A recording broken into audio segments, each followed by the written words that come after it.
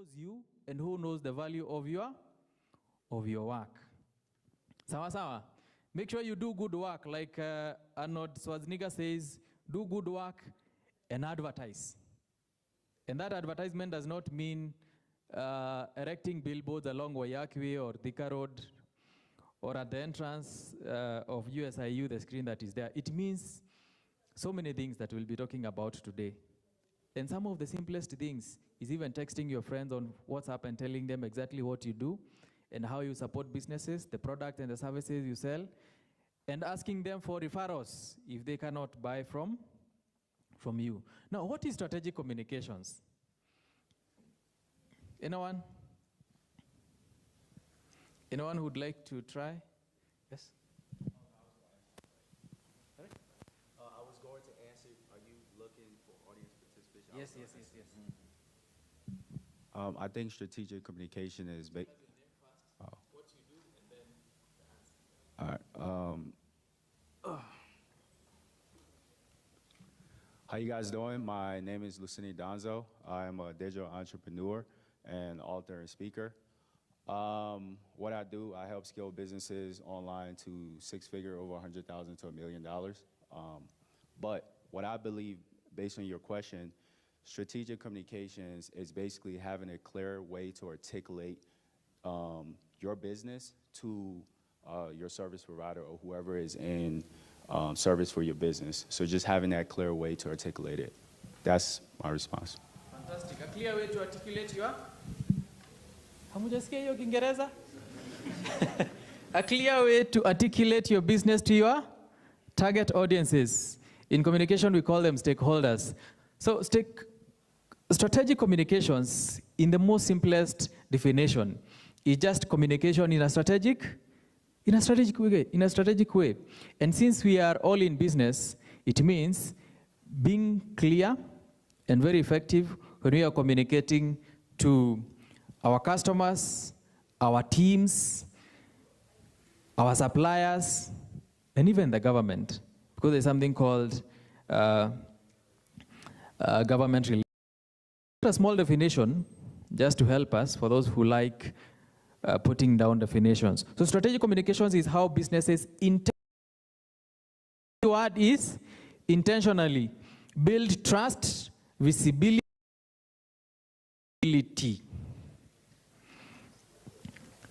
The way businesses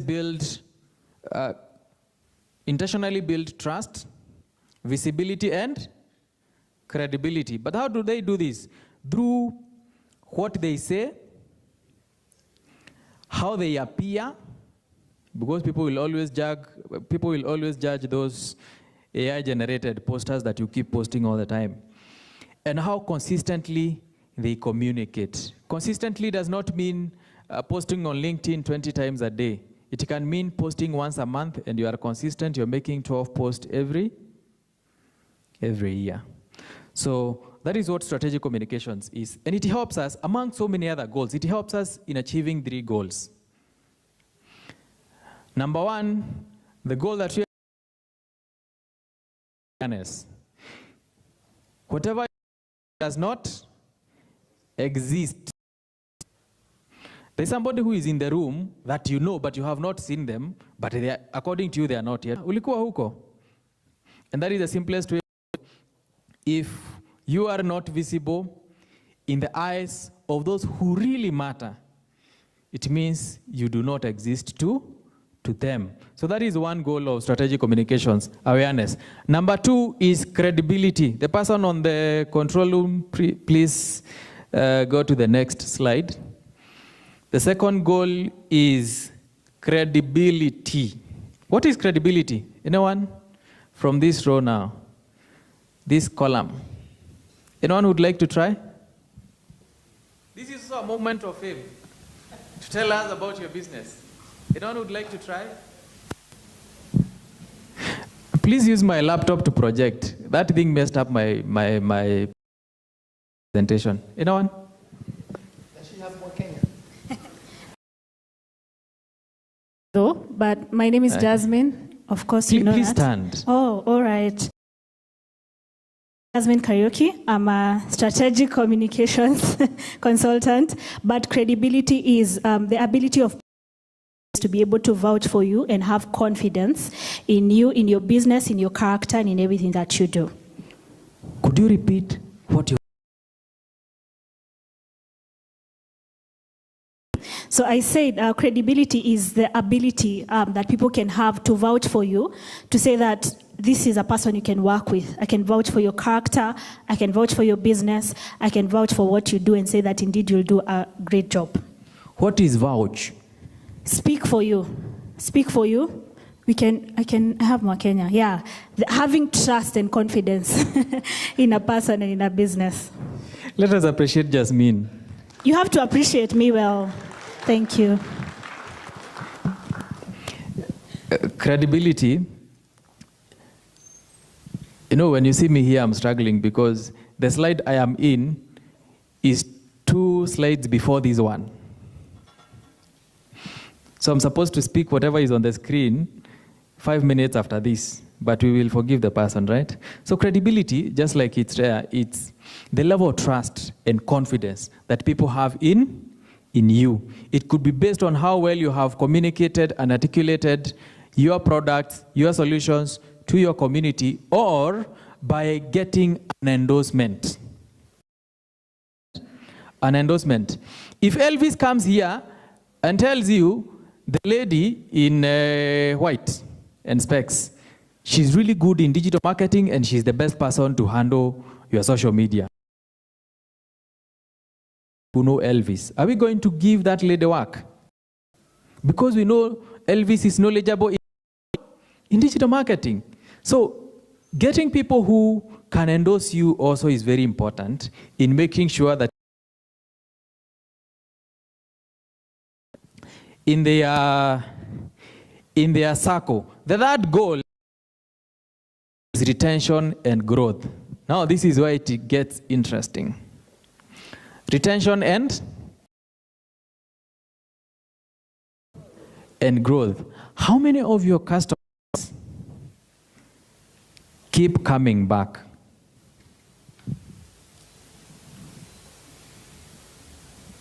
Apart from Joram, who has had a customer give them business for more than 5 years? I'm one of them. I have more. So we have Radido, we have 2 ladies here.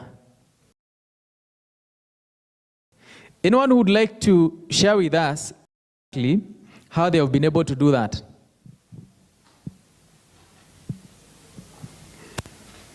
We'll have the 2 of you. Hello guys, my name is Edwin Rogoi, founder of Edis AI Lab, and I'm an AI educator and AI trainer. So before I did AI, or rather before I got into AI, I did graphic design freelancing, and my longest client to date, she makes it very clear that she has retained me because I over-deliver. You know, there's how you tell a client, I'll have delivered your work within 2 days. Then you do it within 12 hours. You become memorable. You know, she'll always give you work because you become dependable and you over-deliver, so you become memorable, and it becomes easier for you to secure more work from that person. So over-delivering, yeah. Over-delivering. Are you a Gen Z? I'm in the middle, yeah. We know where I'm asked that, right? Yeah. Let us appreciate him.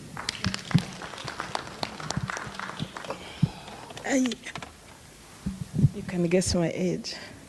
I'm not good in guessing. Strategist. I would say one of the key things that makes someone retain client is to be fluid with demand.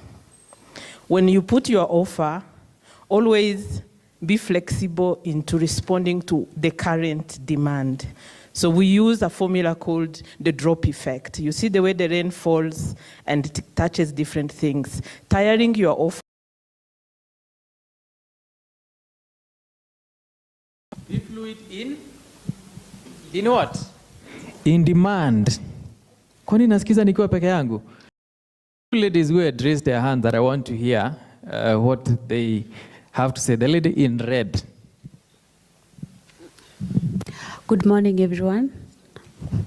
My name is Kerubo from Maridadi Motors.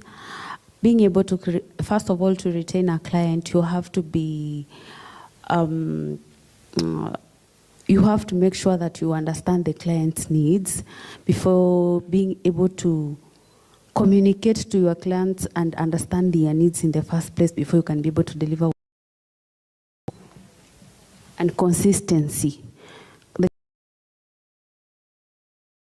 Whatever you're delivering is consistent to what the client needs. Understanding your client's needs. Understand. There's something I was expecting people to say, and it's called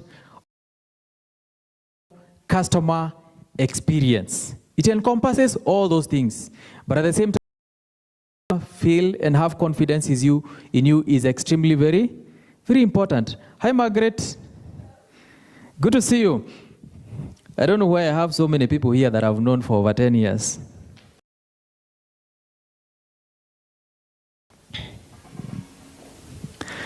Now we get to, who can tell me what this is? Anyone? Yes, elephant in the room. Between awareness, credibility, and retention and growth, which one is the elephant in the room?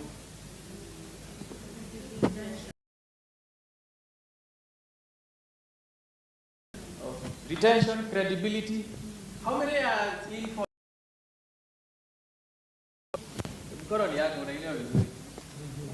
How many are for? How you know about it? You have like 50% in the room. Yeah? Retention and growth, credibility. Yes, credibility it is. The elephant in the room is credibility. I had alluded to this when I said the screen that was being projected is the one that I was to talk about in the next couple of minutes. And since I want us to talk, how do we build credibility, especially the people who are in this room? Next slide, please. How do we build credibility? And I want to use the simplest examples that can work for all of us. Number one is making sure that your digital footprint represents you. The digital footprint represents you. Have a professional digital presence. Do not have a cat on your profile photo or your car or your grandmother's house. Make sure the face that is on your display photo on Instagram, if you use it for business, you. And especially for ladies, make sure. You know, the reason I'm talking about is because you may have planted your hair. I don't know the correct spelling of the word. You may have planted your hair last year, and that is your DP. Correct? So when people meet you, they may not really recognize you, especially those who do not know, who do not you. But also, the other thing about having a professional digital presence is making sure that all the messaging, especially for your business, your website, your flyers, your social media, and when you get a platform like this to speak, they have one unified message. Everywhere. You have one unified for your business. Whatever branding you have at the door of your office is the same that you have on your website, so that even when people talk about you, they're talking about one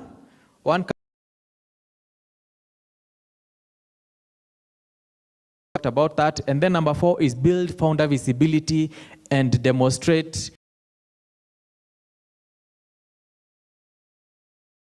Look for opportunities to speak. Look for opportunities to write articles. It could be launching a newsletter on LinkedIn. It could be writing in your industry magazine. It could be writing for a magazine where it could be writing for a magazine in an industry where your customers are, your potential customers are.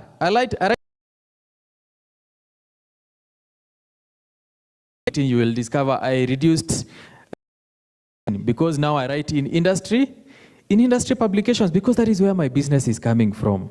And then number 5, earn third-party validation. You remember what Jasmine was talking about? The vouching she was talking about. Make sure when people talk about you, people refer you, people talk about the good experiences they've had with you.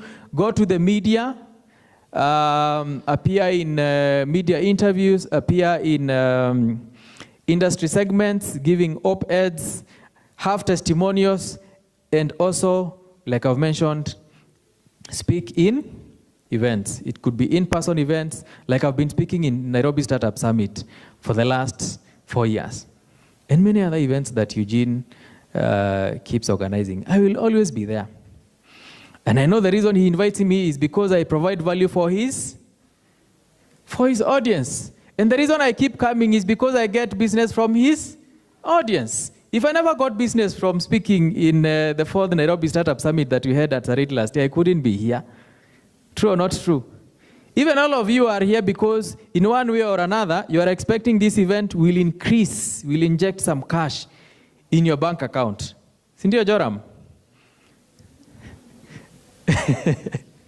Joram has authored a book. Please make sure you buy. I have read it. And he will pay me for marketing. Now, there is something small I want to talk about. How many of us are running business pages on social media? Please raise your hand.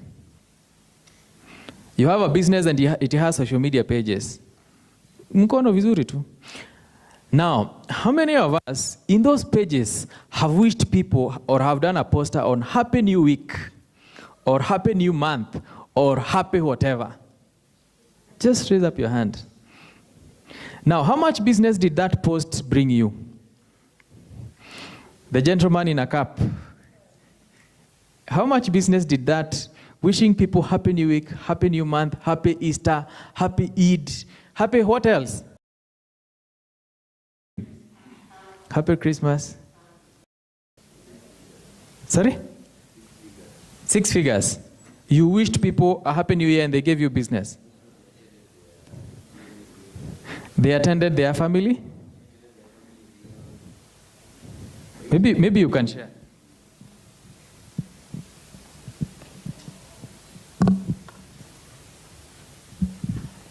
So I post a happy.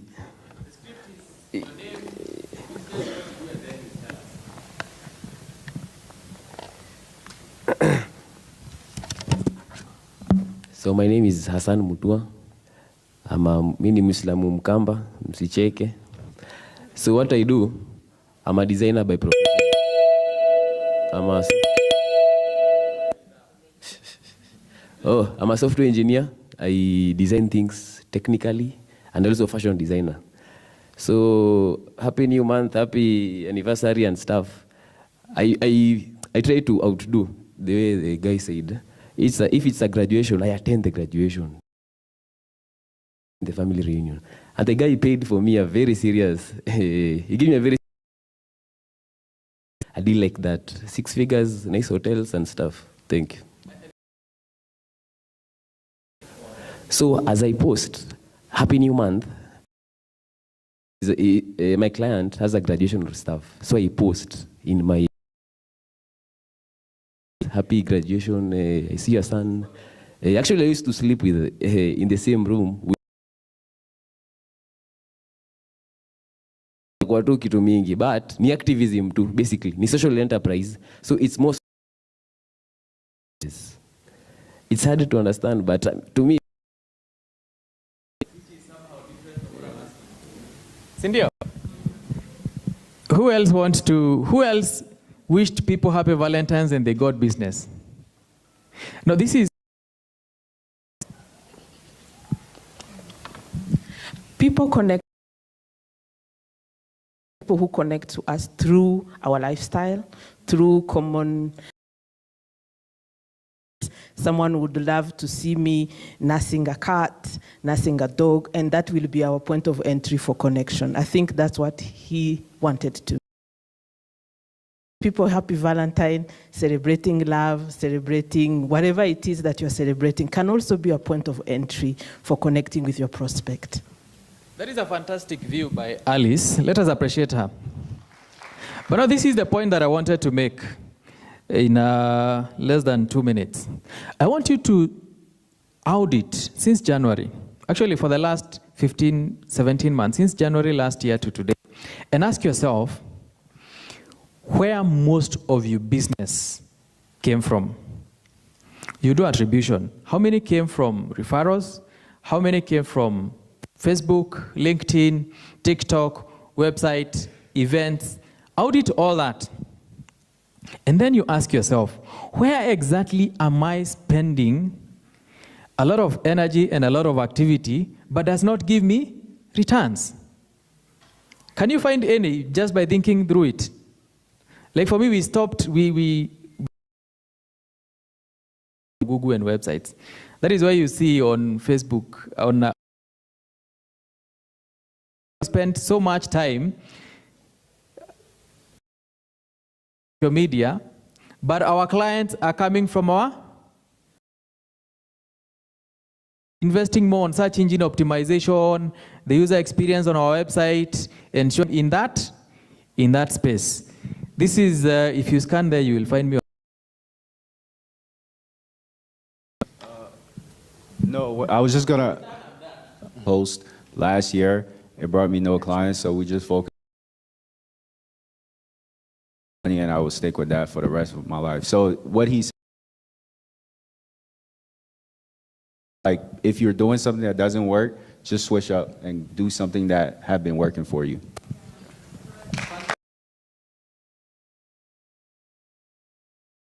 Thank you, Lucille. Patrick, you know, my co-founders are all in the room today, eh? And when you mentioned about a profile having a cat, you looked at me. I have a picture of a cat on my profile. That's to my co-founder. Appreciate Patrick with the...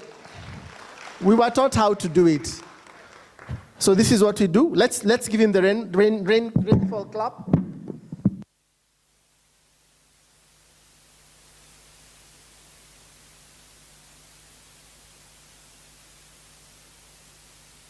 Awareness, credibility, retention, and growth. And telling us where we should post and where we should concentrate our efforts. And that leads us to the next digital marketer. She's been recognized in Africa amongst the 25 most in the digital space.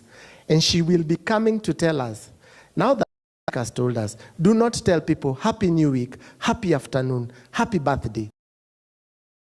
Be sitting. Let's give it up to the one and only Janet Mashuka as she comes on stage. So Patrick, where should we go? I should ask birthday month. My slides, but I will just only do one slide. Chuka, I'm a journalist. Most of you know me as the community. I love conversations on X, and that is the best place I can say to interact with people. And so today, my major focus will be communicating to people. Communicating in the sense of connecting, yeah? Most of the times, we usually talk about communication and we think of a system, we think of a structure, we think of a strategy. We forget from the point of how do you communicate who you are. Communication starts from my head, as Janet Machuka. What can you tell? Anyone? Yes? You don't want to say it? You could say it. Communication for Janet Machuka. If you see Janet Machuka, what do you think she communicates first? Before she speaks, the way you have known her. I would say digital. Okay, good. Yes? The look. Oh, interesting. Someone has said the look. Do looks communicate? Yes, they do. Yes. Uh-huh. Can I attend a level of life? You're full of life. Just good vibes, impacts, all. Good vibes. I wish I knew I could. I can just, give you the good vibes too.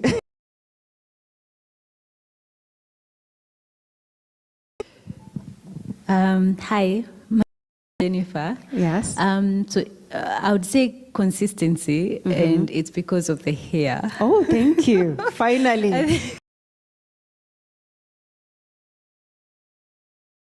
It doesn't have to be the suit. It doesn't have to be the heel. It starts from my head. Fun fact, I've tried to change hairstyles for the longest, but I always go pineapple. So some people call me the pineapple lady, or the lady who does like tying her hair up. When it comes to communication, and that is why we talk about branding, and I'm still hoping that you can be able to put up the slide that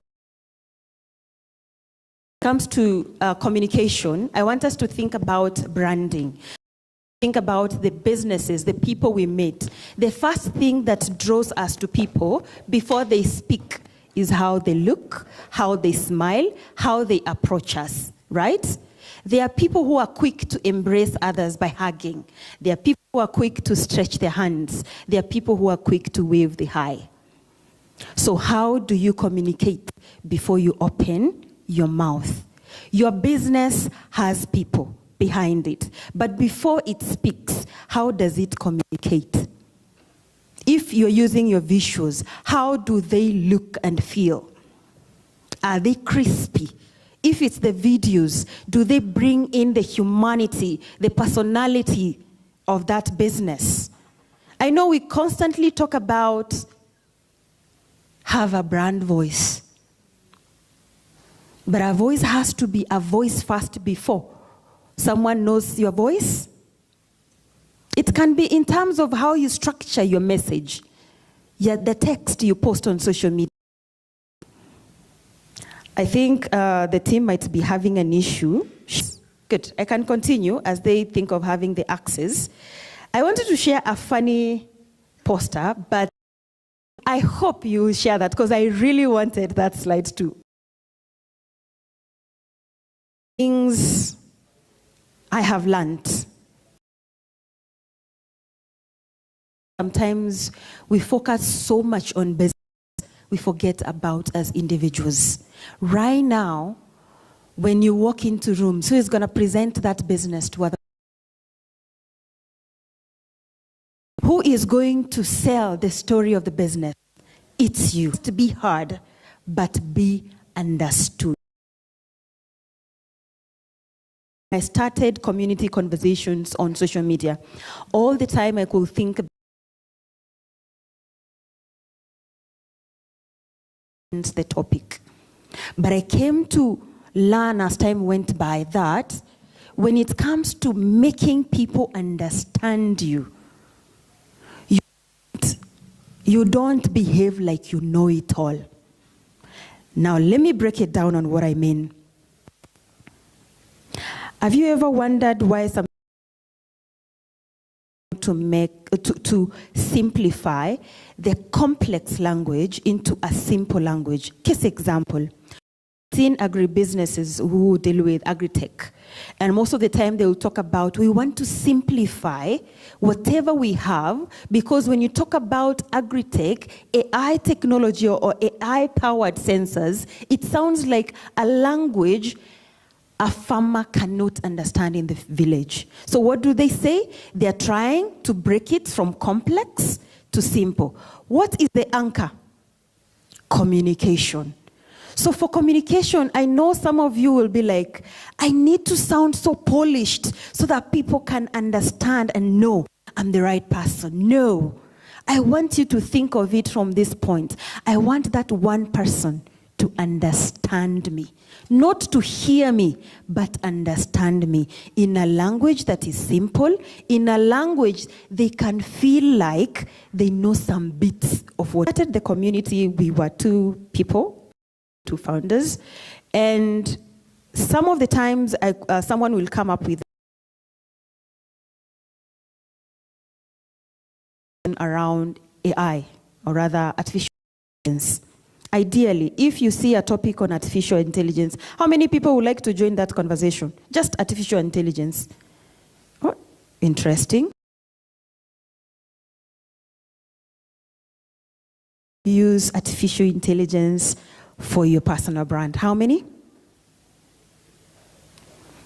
What have I done? Simplified it so that anybody who is building something for themselves, they can feel part and parcel. Communication is about, yes, you're speaking to your intended audience.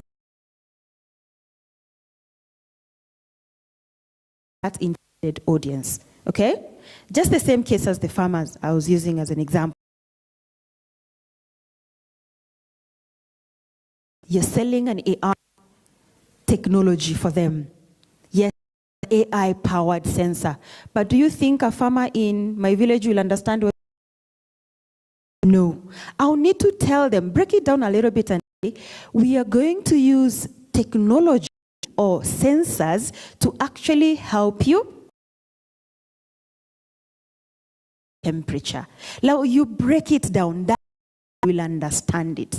I am trying to actually emphasize on communication, you being heard, you being listened, and you being understood. 3 key things. Anyone can hear you speak, like, right? Choose to listen to what I'm saying, and others will understand it. So what do you want? Communication.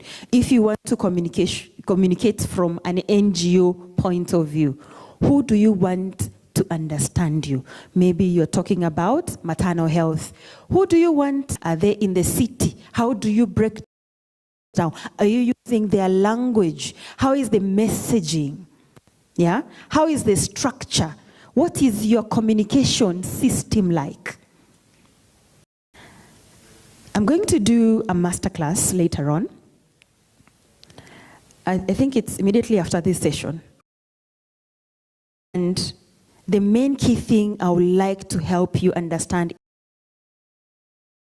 you without feeling like you are promoting yourself over and in the space for quite a while. And every time, I like the fact that you asked so many people on how they get their businesses, and my 90% usually comes from referrals. I learned works for me, and I need to build it. If ads work for you, focus on that. Most of the times we forget, we see what other people are doing and what is working for them, and then we run there. Because we think we can communicate like them. But they wa Kenya tunakuanga na hii tabia. You see people have started a business, the business is flourishing. Now unaamua yako just because umeona mwingine ana flourish, si ndio? Sometimes you end up disappointed. So the question is, how do you understand that one person you are communicating to for you to constantly communicate to them? About for those who join now my masterclass will be able to see this slide that I wanted to share. Everything you're doing in your communication, I want you to think about you doing it complete. But most of the time, I want you to put yourself in a halfway format. Just imagine now, for some of us who work from home, or someone has called you, or there's a meeting coming up. My PJs, when I'm doing my meetings, so long as my pineapple hair is good. And for me, that works, but at times that is working halfway. Even media houses, you have seen them do that. They will show up, they will be perfect from half to up, but the bottom, they just... I want us never to think about communicating from a halfway point of view. If you want to communicate your value, you have to do it full. You have to dress up. You have to wear those heels. If they give you the confidence, my dear lady, wear those heels. If flats are not going to give you the confidence you need, honestly, a fun fact for ladies, I know every time we wear, I don't know where this comes from. You kind of feel like you are so powerful and energetic, right? So for men, if you feel like those boots, maybe you wear them. Because that is part of you sharing your value. That is how you show up. So dress up. Dress up in a way that you know you're also adding value to yourself. Fun fact, there's someone, whoever told me this, I think it was my mom, yes, about love and how you communicate love. And that's the same thing that we do all the time with our customers, our audiences. As much as we are luring them to be part of our business, to buy, we are actually communicating. Communicate love if you don't have love. We have to show love. We have to have love to show love. But unless you show it, nobody is going to understand that you actually have the value.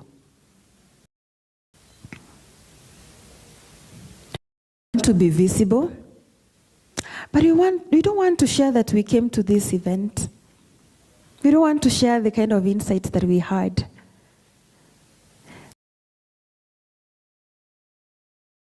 Offline, it rewards visibility. You can walk into a room, stay at the back, ukae hapo malize, utoke uende. Nobody will recognize you. Sometimes watu wanasema hivi, kimbelembele ni poa. Kimbelembele doesn't basically mean you come and say, oh, I'm the real OG.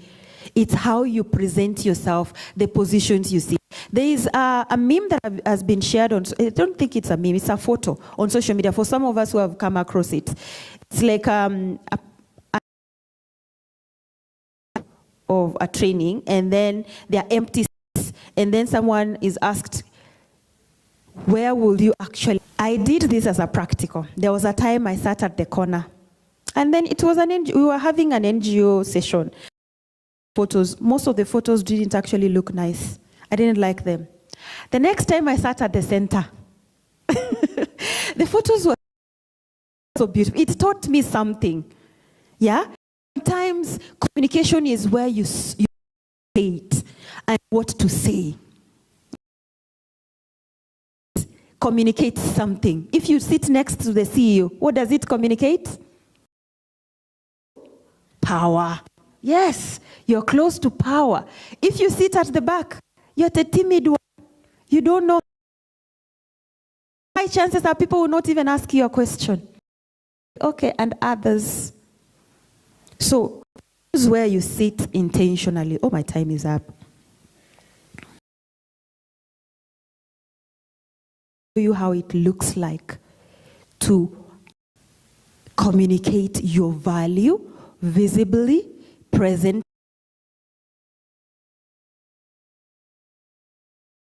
Some of us get referrals to date from people we engage, and maybe they lost us in the process.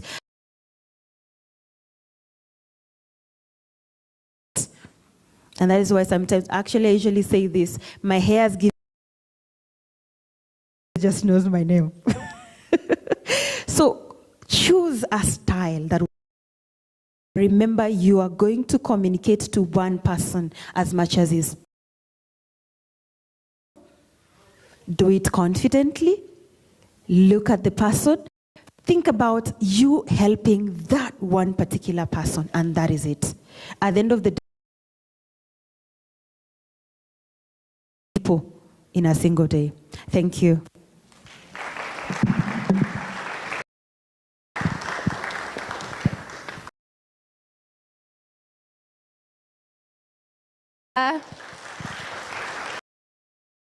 Wow, let's use the rainfall clap. Sindio, tunakumbuka.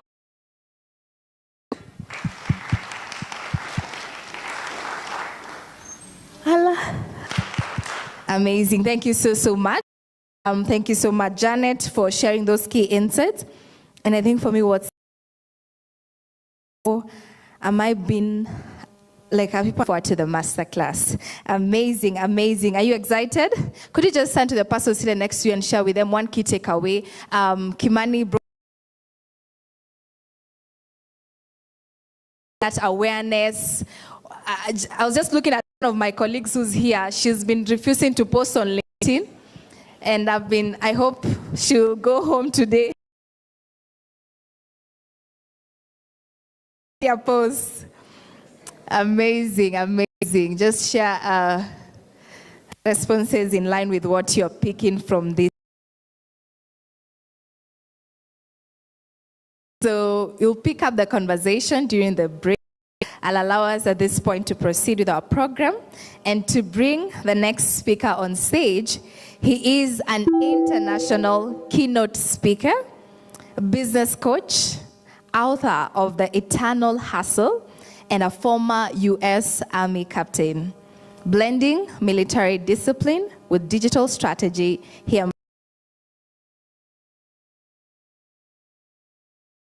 sustainable online brand. Also a survivor of a life-altering medical emergency. He speaks at internships and universities, training leaders. Amazing. Thank you, media. Thank you, media. Thank you, media.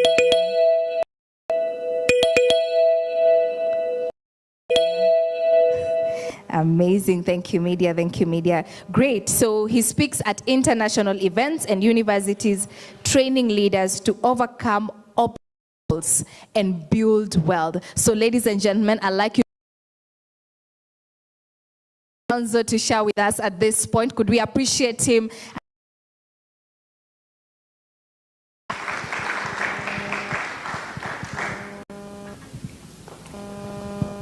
Thank you all.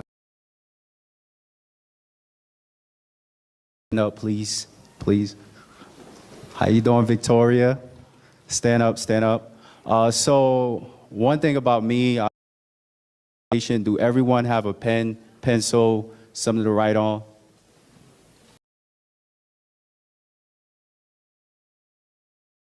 To thank Thai Events for having me here. It's a great honor. Possible. And third, I know I'm here to talk about business. I'm a former military commander, captain, active person. So if you see me walking around, I'm just trying and just interact with as many individuals as possible. But she said a little bit about as an immigrant. While I lived in Philadelphia, and then I majored in computer science. I got my computer science degree from Virginia State University. I realized it was boring. I'm a very interactive person, interact with people. So I always tell, if you don't like something to get my citizenship, I would join the Army.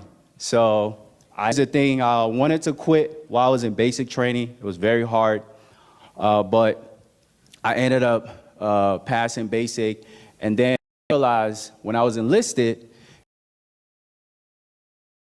pay was so little. And the thing about me, as I started growing, ever since I was 22, 23, I realized a lot of money. Raise your hand if you want to work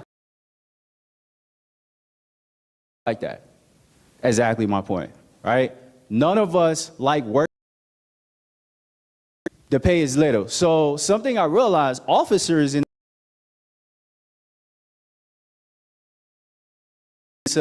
and Patrick talked about communication, were great communicators. So I told myself, you know what? I am going to be a United States Army officer. And guess what? I had a captain that told me, you want to be an officer? You are enlisted. It's not possible. So, okay, I love when people doubt me. I'll tell you guys my story. When I first came to Kenya, a lot of the things that I'm doing now, people doubted me. obviously I'm doing my own thing. So I ended up being a commissioned officer, but prior to being a commissioned officer, I ended up dislocating my right shoulder, broke my left shoulder. I was in a coma for about a whole day. And the doctor, and the thing that I had this fighting spirit. I had this spirit that, you know what, Lucini, you didn't come to America to stay on medication. At the time, commission, make money, be financially free. Raise your hand, then you have to put in the work. So later on, I ended up waking up from my coma, and they told me, Lucini, you have to stop doing what you're doing. You're never going to become an officer and all this. And then guess what? I said, I'm not going to listen to that. I ended up being the only person in the entire United States Army officer to commission, have a grand mal seizure, and go on to have a phenomenal career at command. And then after, created my business, and I said, you know what? I like to, and that's why I'm here. So I like to give backstory to, because I grew up in America. No, it wasn't easy. I didn't have my mom and my dad in my life, right? My life was hard. I didn't have anybody give me opportunity. It was hard, but I had to create those opportunities. So I'm here to tell you guys how to, businesses that work in Kenya, I'm going to emphasize on businesses that work globally, because I've worked with a lot of individuals that have made over 10, 20 million. One of my friends, he moved to Puerto Rico. He made over 20 million last year. Those businesses are online. And I'm going to talk about some of those things, but let me tell you guys about my story. And I'm talking a Kenyan woman. She always said, Lucini, if you keep talking fast, Kenyans are not going to understand. So I'm going to slow down a little bit. Last year I came to Kenya, and I was asking myself, how can I integrate in the country? And I realized something that is very important that every single one of you guys to do is your network is your net worth. So I started going to a lot of events. I don't go to as many events anymore, and I got connected to this lady. And I like to give you, I want you all to clap for her. Just clap for her, right? Really, when I first believed in me, and she really helped me. And based on my connection with Victoria, I have a lot of connections, even with individuals in the government on my own now. But I like, she was the individual that really helped me understand. I really were very hardworking, they were very resourceful, and they were willing to make money. But the thing is, they didn't have the right system. And this is what I talk about if you go on all my social media. I talk about system because how I make money is through funnels, through meta ads, and that's how make money. Because the thing is, we all want to make money, but we don't have a system. The front end is easy, posting content, someone talk about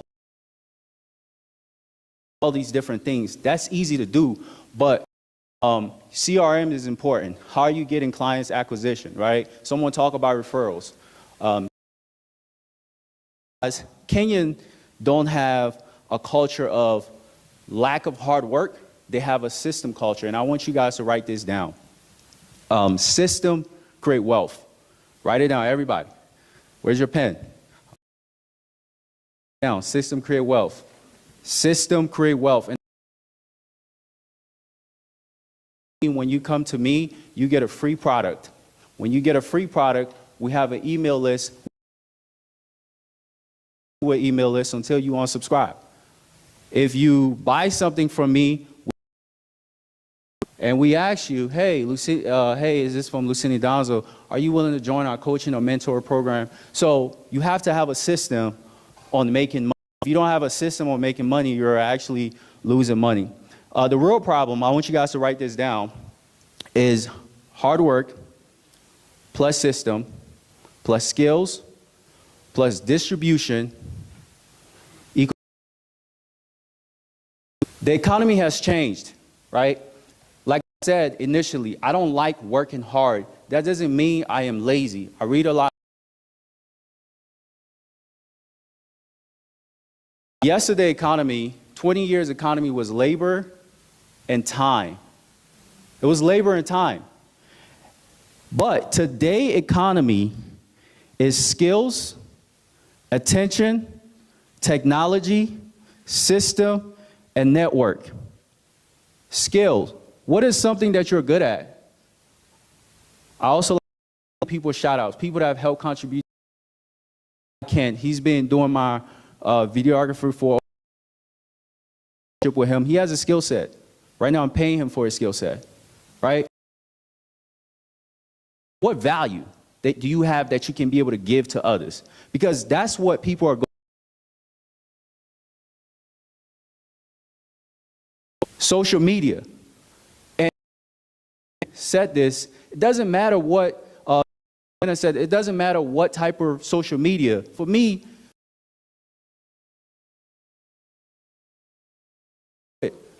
right? If it doesn't work, don't keep doing it. The problem with us, we have this mindset that we're going to keep doing something because system. You don't have their branding. For me, LinkedIn don't work when people are like, oh, you know, why you don't post on LinkedIn? I don't get any clients off LinkedIn. I get majority of my clients that pays me $2,000 to $5,000 Instagram. So I am going to keep running meta ads until I don't want to do it anymore. Technology, AI tools, right? System. Again, I talked about that. So the 5 businesses that work in Kenya today, I'm going to talk about the businesses that can help you save money, increase your income, create convenience, because who don't like convenience? Exactly my point. I love convenience. Right? I wake up when I want it because I've created enough convenience to be very important, especially here in Kenya, and I'm going to emphasize on that. Businesses that build trust and businesses that capture attention. So, businesses that save money. I met a lady on Targeted, and Karen, and all these different Lavington, Kenya. So if you're looking to doing businesses like that, I have a filter in my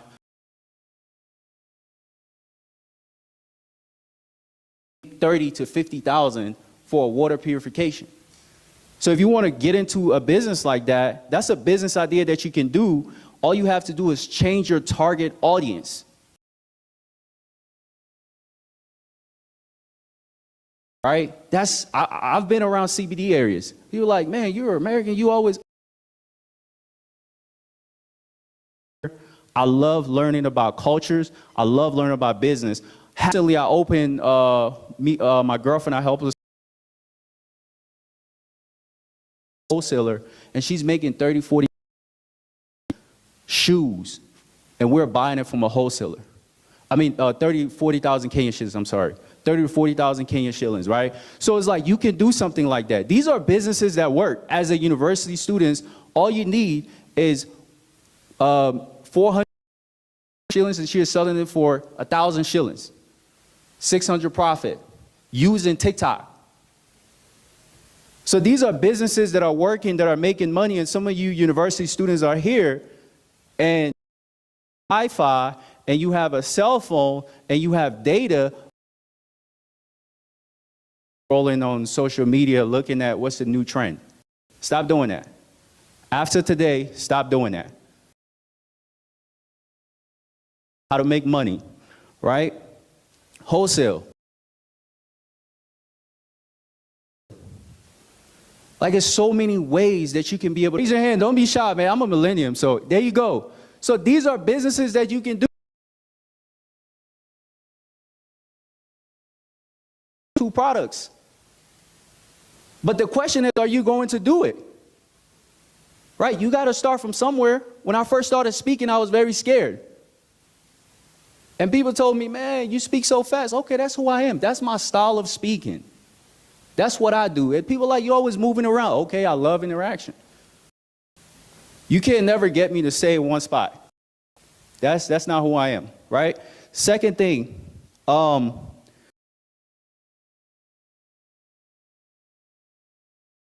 going to go over it, and I'm going to talk about it. Digital skills. Number 1, write this down. Businesses that increase your income. Digital skills, freelancing, What Ken is doing is freelance. It's considered freelancing. So if you have a skill, freelance your skill, right? AI services. I use ChatGPT for like 90% of my work. Content creation. Content creation is a business. You can help someone create better. He gave me some ideas to create some content for my business, right? That's a way to make money. Online selling. I do heavy online selling. I sell my books online. I sell my digital products. I sell my books on Amazon. I sell my digital products online. I sell my coaching program online. I run a funnel online. And I'm heavy on online because I like making money in my sleep. I don't know about you guys, but I love making money in my sleep. So let's talk about digital skills, right? So digital skill, I'm going to simplify because Janet talked about simplifying. So I'm going to simplify you to turn it into a digital product. Whatever skills that you have, and the reason digital business doesn't work.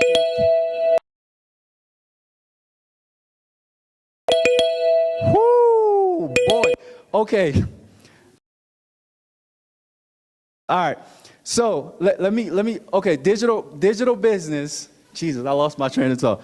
So, shit, man, I need more time. But anyway, turn it into a digital product. First thing I want you to do, create a free offer, something, and then actually charge someone for the second tier. So I'm gonna fast forward a little bit. I talked about the Gen Zs, the opportunity most young people miss, especially here in Kenya. I've been here for less than a year, close to a year. You need your skills. You need a skill. I talked about skill. You need a phone. And you need consistency. People buy from people who are consistent if they know, like, and trust you. I've been doing business. When people ask me, how have you been able to make over $1 million? Because I've been consistent. We talked about trust. Built on trust are referrals, communities. Get engagement in churches or align yourself with some churches, and because yourself with some influencer. Earlier this year, I hit up Kenyan Wall Street and I said, hey, I would like to come speak on Kenyan Wall Street regarding this particular thing. And they value what I said. And if you go on my Instagram page, so make sure business are built on trust. So you have to get with people that are. So trust in this economy is, write this down, please. Consistency. Patrick talked about it. Leadership is very important. Speaking, he also talked about, you need to know how to speak. If you don't know how to speak, you need to learn how to speak. People need to hear you speak about your business, about what you do and your brand. And I love what he talked about. Say your name, what you do, right? It's very important. Personal branding is very important. If you go on my website page and stuff, you'll see red. You need to have a personal branding color. So make sure whatever your brand is, make sure you have a personal branding color. Because when people align Lucini Donzo, they align black, red, and white. That's my branding color. Businesses that use attention. TikTok, Instagram, YouTube, Facebook, and now WhatsApp. The real formula that I use and I love, system plus trust plus attention makes money.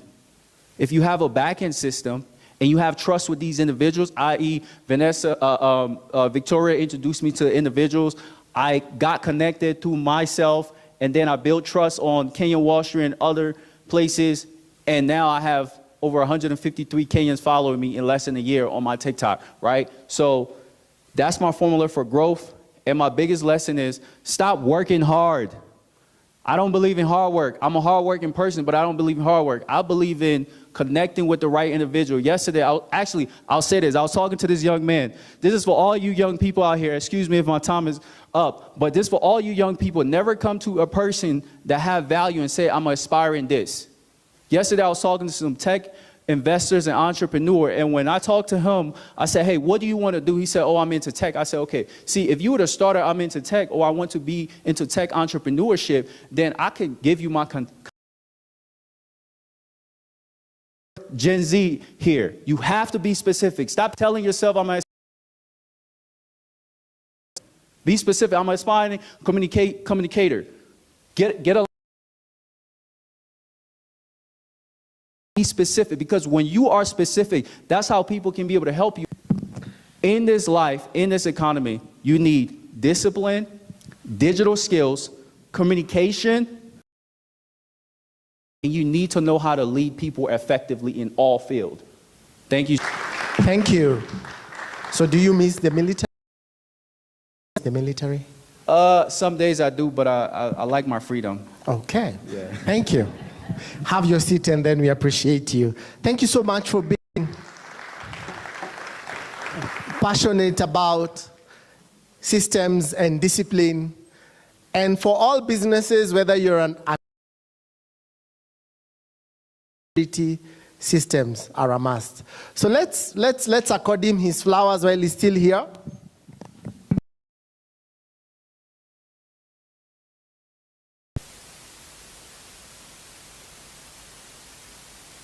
Before bringing on stage, at this juncture, remember I told you there's government in the room? Invite, she will speak in two capacities. On behalf of MSEA, do we all know MSEA? On behalf of MSEA, and then ask her what we always ask government: where is the money for entrepreneurs? But before I do that, because I have to give a disclaimer, let me just recognize, remember I told you I have co-founders in the room. So I'll go systematically and I'll finish with her. So allow me to ask my chair lady to stand up, African MSME Collective, Chesubire. Let's appreciate her. On stage yesterday, then back at the end, Anjiko Gishuru, and our partnership director, Mugure Kihoro. And then as I bring Liz on stage, my other partners from Zurich Consulting, my CEO is in the room, Brian.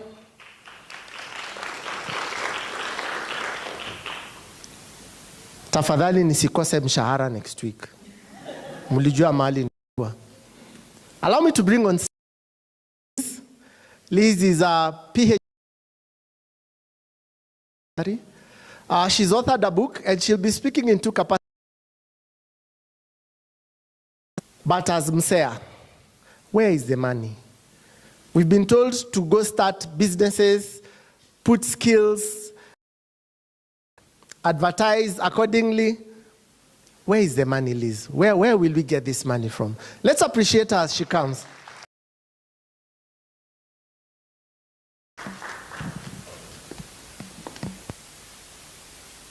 You know, when you're brought up in Narok, the things that you cannot do, when he talks about that person, I think that's what.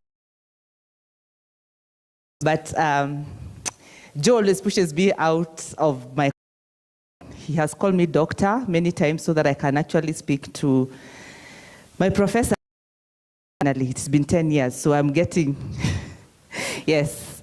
But yes, next that gown. So thank you so much for having me here today. You know, being a Kenyan, lazima ukuwe na main hustle na side hustle. Luckily for me, they correlate. So I'll speak to the two. Who is Elizabeth? I think he's an entrepreneur who has done all the mistakes that are there to be made. And then come down to, now let me talk about these mistakes as we do them. So when he's talking about system, I can actually say, na hiyo hatujafanya zurit. You know, those things that you can easily tell because of the things that you can be able to improve on. So for me, I am a constant learner. That is what I would say I am. What have I done? I have documented the mistakes. If you want to run a business, this is in my own language, put it very application. And I'm lucky to have had my CEO as the person who forwarded this. Finance. I believe that the world is better if we can run our finances. A manual for you, how to make money. And then, not many of us come from a village called Melili and come up to sit with the president. Yeah? And to follow. So I thought maybe someone in this. So I documented my story. And in honor of my mother, who was not able to graduate, she was at class 7. And also I was not able to walk down there. As I continue looking and searching. So today,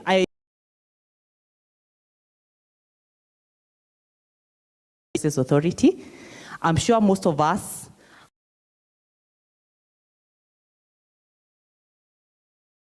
and would maybe want us to work together, walk the journey of better entrepreneurship, right? There are challenges that we have.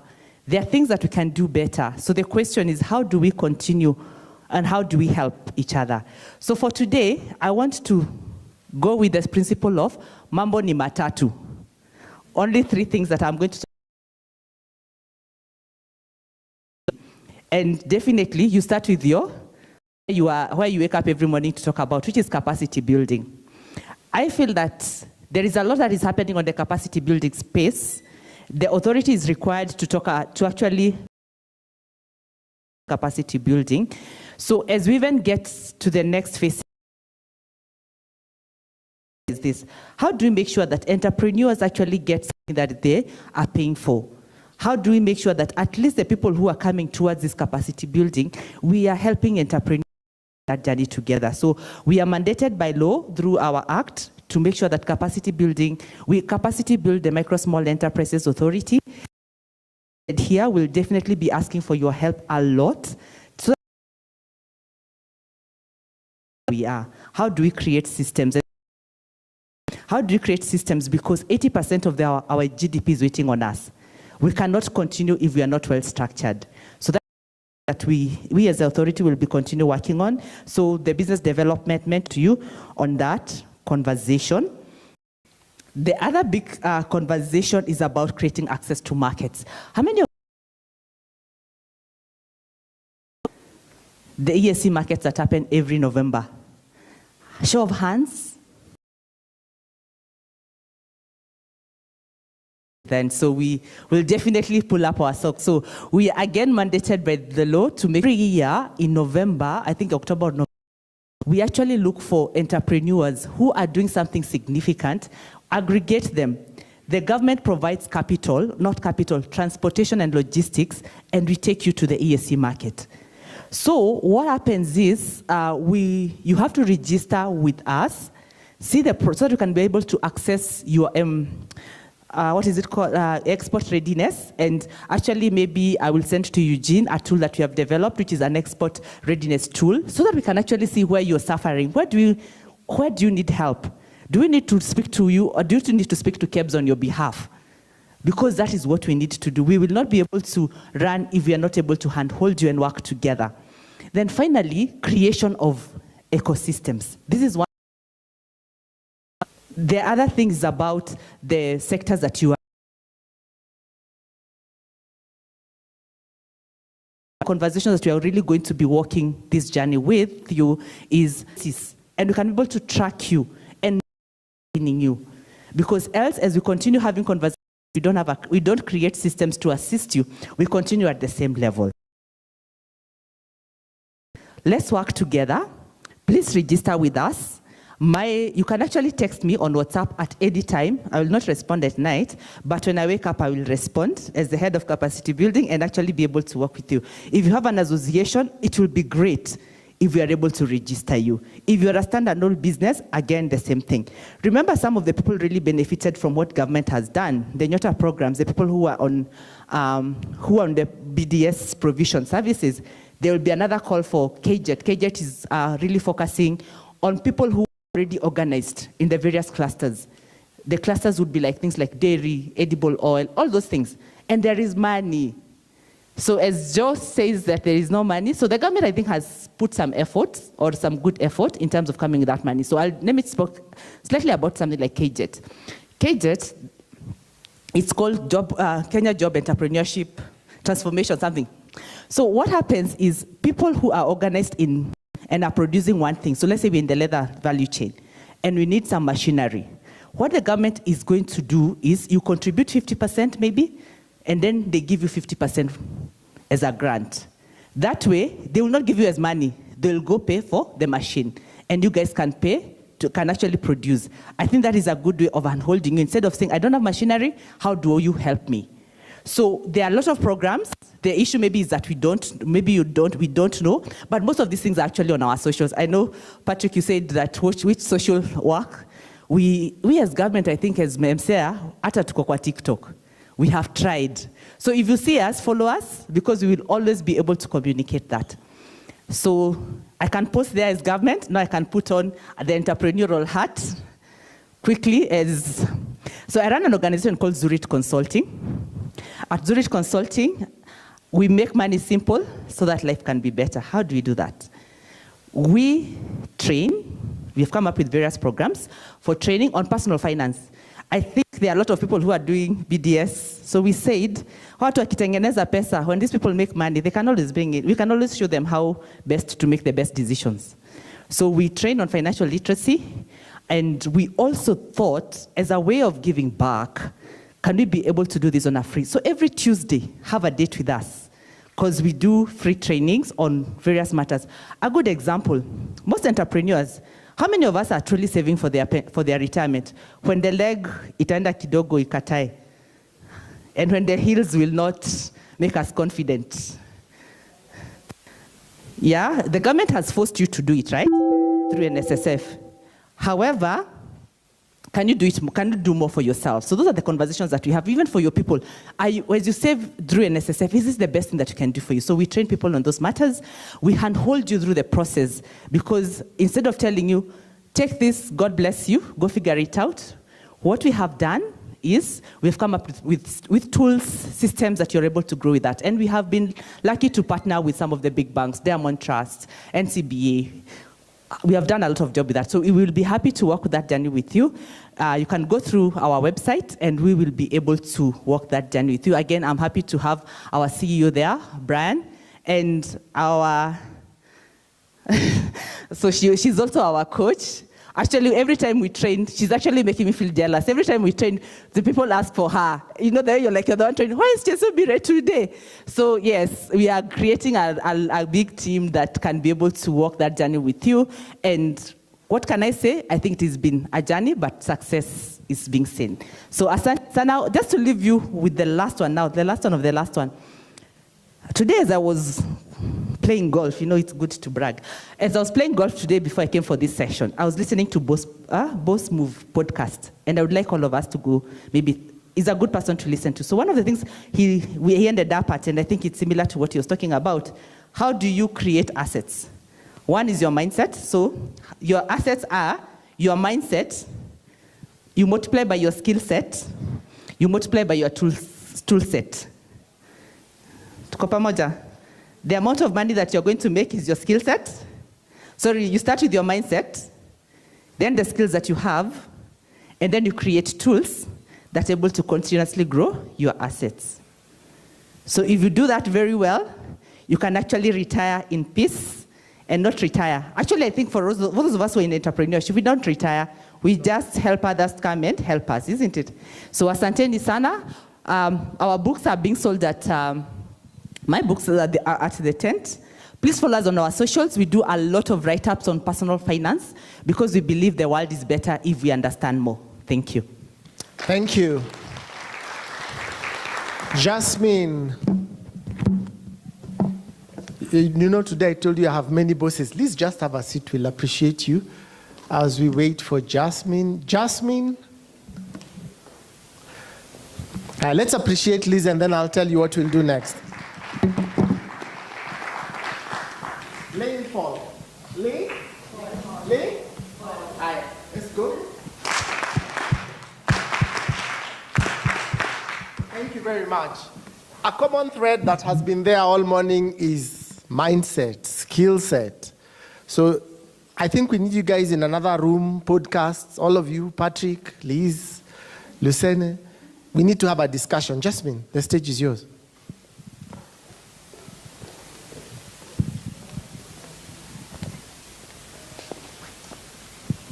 All right, fantastic. How is it going? Are we loving it? Is it going good? Is it going good? All right, so I'd like us to be upstanding. Just kidogo to stretch a little bit before we move to the next session.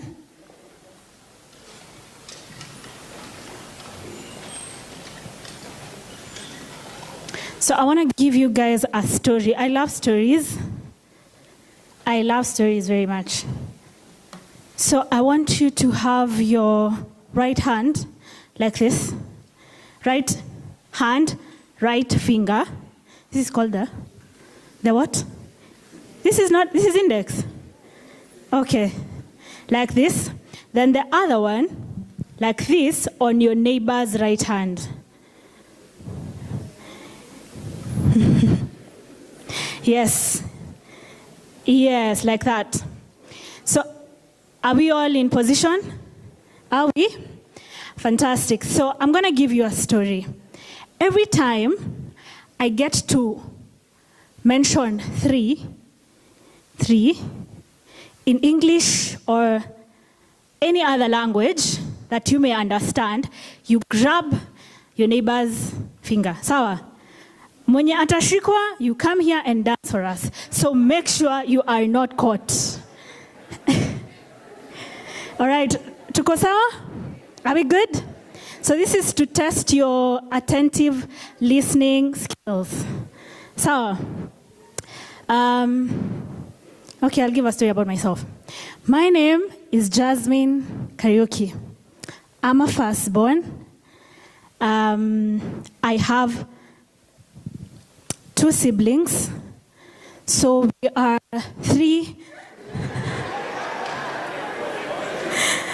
Who was held?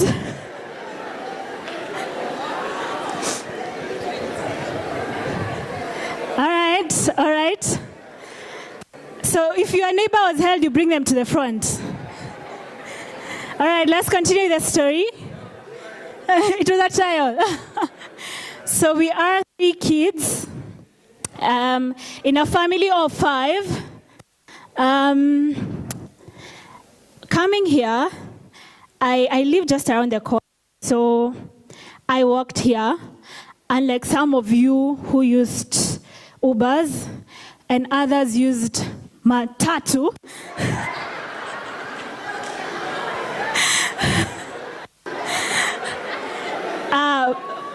For the non-Kenyans, matatu is a public form of transport, but there's a 3 in there. Tatu is 3. So I'll forgive you this time because you didn't know that one. We continue. I'm a communications and marketing strategist and a corporate events moderator. I love stories. In the traditional African society, people used to tell stories over the fire. Mostly you'll find it on the 3 stones.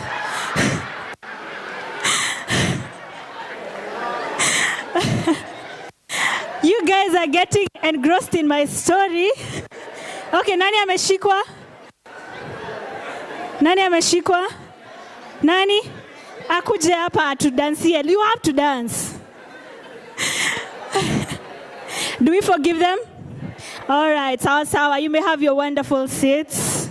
And clap for me for my good storytelling skills. Thank you very much.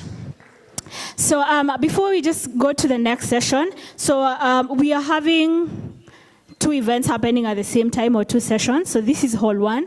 We have hall 2 at the other corner where we have the tent. So we have a session that's starting in the next few minutes in hall 2. It's on everything data and AI. Everything data and AI. So if you want to participate in that, you can head to the next hall.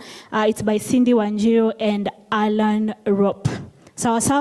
So if you want to listen to AI, can go to the other side. Meanwhile, here, we still have our conversations going. We still have a couple of keynote speakers. We have Yvonne. Let's give her a round of applause. A better one. We still have Elvis, we still have Joram, and we still have some other amazing stuff going on. So I want to welcome back on stage Anne. Where is Anne?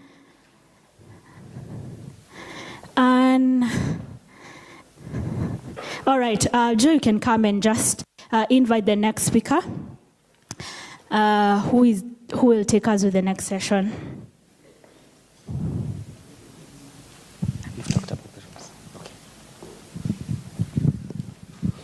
Do you want us to play 1, 2, 3 with you, then we grab your finger? Can we try? Now that you made us do 1, 2, 3. Okay, let's appreciate Jasmine. Let's give her a rain clap. Jasmine, come receive it from here. I know you love fashion, you love being flamboyant, so just receive it. So turn, then we.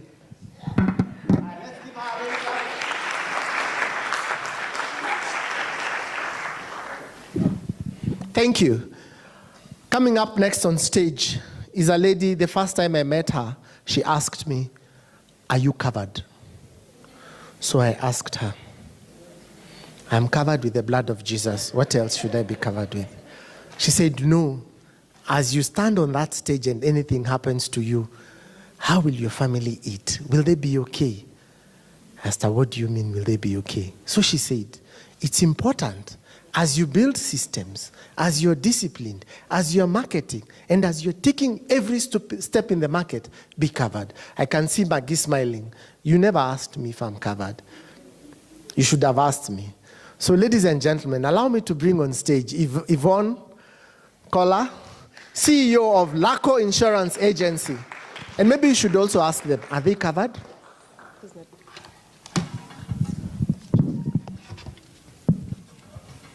Thank you very much, Joe. I will not walk much because the floor is quite slippery. And being an insurance person, I have to manage risk. So my name is Yvonne Kola, CEO and founder, Laco Insurance Agency. I joined insurance in 2015. As a young girl who did not know much, I just enjoyed my parents giving me cover.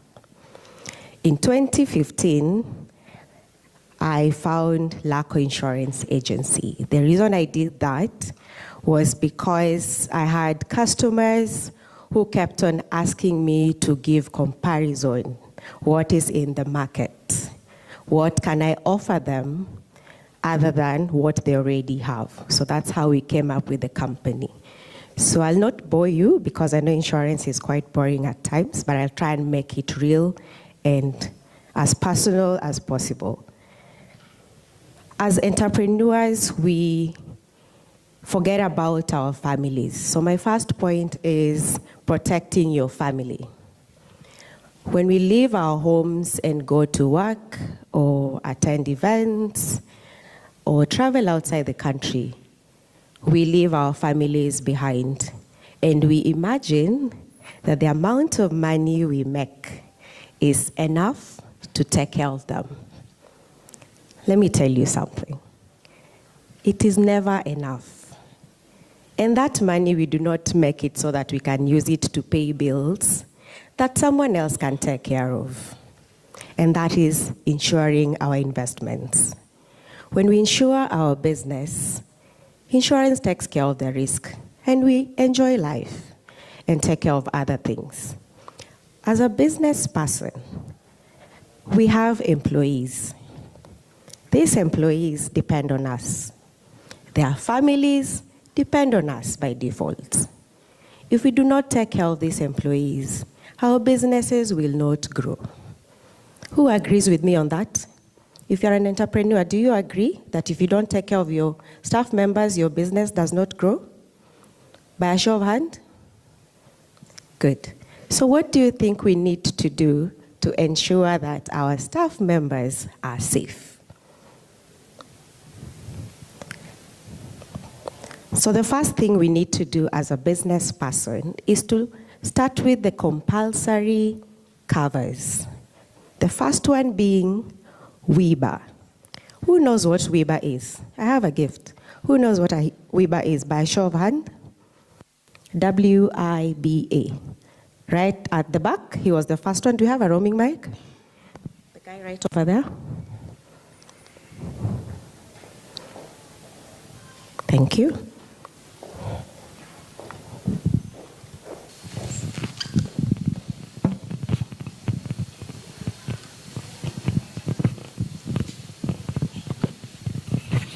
Okay, my name is Lawrence. It's an act of parliament. It's a Workers' Injuries Benefits Act. Thank you very much. Please come for a gift. I think it was only one left.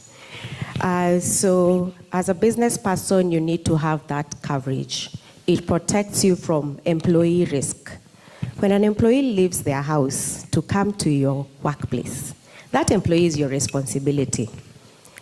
Insurance will take care of any risk that will come up on the way.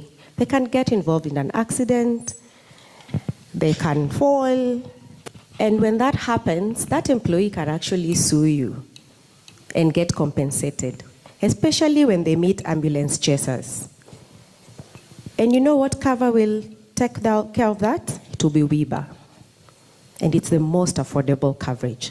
So when you protect them, your business does not need to cater for that cost.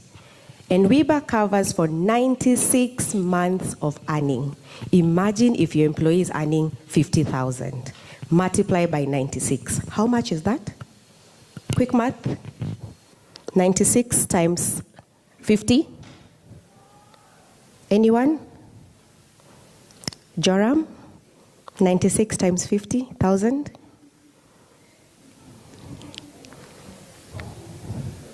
Imagine 4.8 million. Is that correct, Joram? So imagine paying 4.8 million. Do you have it just to pay, or you have it to invest? Think about it.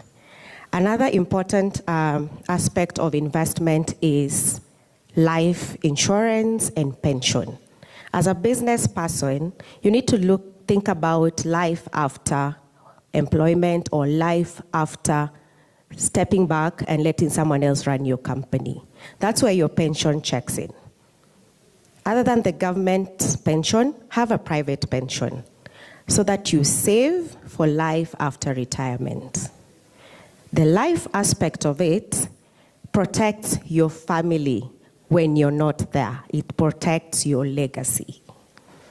We all fear life insurance because we imagine we will die when we take it. We've had it, we are still here. I've had insurance for like 10 years. But don't I look like a normal person? I'm still okay. And I've taken it so that when I'm not there, my parents are taken care of because I don't have a family yet. I'm looking at life for my parents when I'm not there. Can the amount of money covered on my insurance policy take care of them for the next few years before they start hustling from my other siblings? That is the question you need to ask yourself. Can your family survive without you? Can we save them from missing us only and not hustling about how do we continue living in Lavington? How do we continue living in Runda? Because they will have to move out and go live somewhere else because they do not have enough money to take care of themselves. They will start changing schools, and that business won't be there to help them because probably they don't know what you used to do at that business. Okay? Sorry. I'll go to my next point, which is protecting your income as a business person. So I'll give you a story. So I have a client who was insured somewhere else, but they did not understand what they were insured for. So they were insured by the bank, but I got referred to them by another client of mine. So business people, treat your clients well. They'll refer you in places you don't have to be at. So when I met this client, he didn't understand what he had bought, but he deals with paints. So he sells them across the border. I gave him goods in transit, I gave him E-VYBEZ, I gave him quite a number of products. So one morning, when his goods were being transported to Uganda, the truck got involved in an accident. He had goods worth 10 million. He had insurance, lucky enough. So he reported. We were able to compensate him according to the goods he had lost, and we saved him from spending extra to pay his customer. So what did that do to this client? He continued with business as usual because insurance took care of his income. We compensated him, and he never lacked anything. So let us try our best to insure our businesses so that we do not end up going back to our pocket to protect ourselves from risks that could have been taken care of by insurance. So that's how you secure your investment. I'll give you another story. The reason why it's important to protect our family as entrepreneurs, this is a personal story. So last year, in January, after December holiday, we all know what happens in December. Who does not celebrate Christmas? You can come to our family. You're invited. We celebrate. We don't even think about January. Then, after we came back to Nairobi, we left our parents at home. So they visited us in January, and so my dad got a heart attack under my watch. And of course, my siblings did not know. So I took him to the hospital. We got it on time. And we did, of course, a procedure. And the bill came to about 1.2 million. Let me ask you a question. Who has 1.2 million in January? Even if you're running a successful business, would you want to spend 1.2 million in January? No. Lucky enough, we had insurance. And the insurance paid up 1 million, and we only had to top up 100,000. Seriously. Is that not a good thing? Because I would have taken money from my company, or I would have borrowed a loan from the bank, which I would be still paying, because I also have staff members to pay. So that is what protecting our businesses feels like. So one thing I'll tell you about as I close is at LACO Insurance Agency, we are a one-stop shop. We are your insurance doctor. We ensure you get the right product. We ensure you get a good payment plan because we still want you to be in business. So we'll not take all your money. We'll speak to our insurance premium finance providers. We work with banks. Give you a cover, na ulipe pole pole. Let us secure our future and let us protect our families. Thank you. Thank you so much. We can appreciate her better. Thank you, Yvonne. And that's a challenge for us. And I would want you just reflect and think for yourself as a person. Are you know, for people who work in the corporate, there are those measures that are already there to secure them. But for us as entrepreneurs, do we have this factored in? So thank you so much, Yvonne. And just to let you know, they are exhibiting outside. Please do pass by, and I know she'll be able to answer any questions you might be having. Great. We're going to proceed on, and I'd like to welcome our next speaker, but I'm not sure the people are happy. I don't feel the energy. I don't know if you can put for me chicken dance, DJ for a second. I don't know if you're ready, you can let me know. If not, we can just welcome our next speaker, but if amazing, it's good. So we can all be on our feet. Let's do a bit of dancing, kidogo. Thank you. You can just play. Check, check. All right. Hi guys. Mko sawa? Turn to your neighbor on your right. Mpatie high five, mwambie unakaa poa sana. Now this dance is very simple. Sawa sawa. Tunaanza hivi. Nice. So tunafanya 1 2, then tuna dance a bit, then you clap. Sawa sawa. Then you repeat again. Sawa sawa. Tujaribu with music, all right? Last finya. Aya, umeshika. Tujaribu. Sawa sawa. All right. Last from the top. Tufanya then tupatie madam.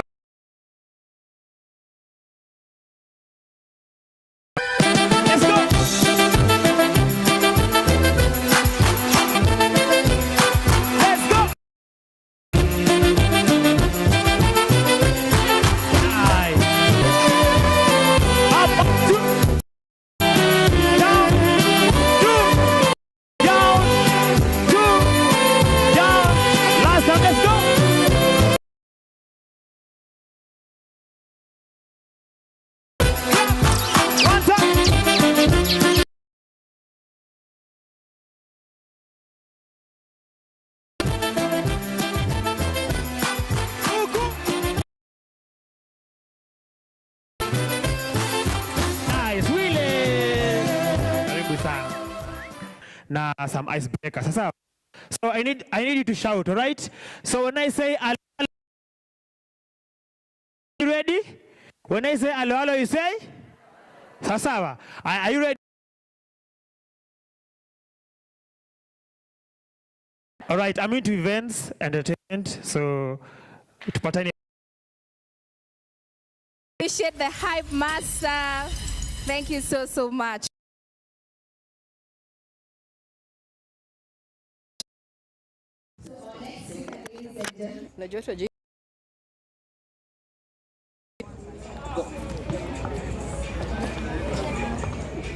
Great.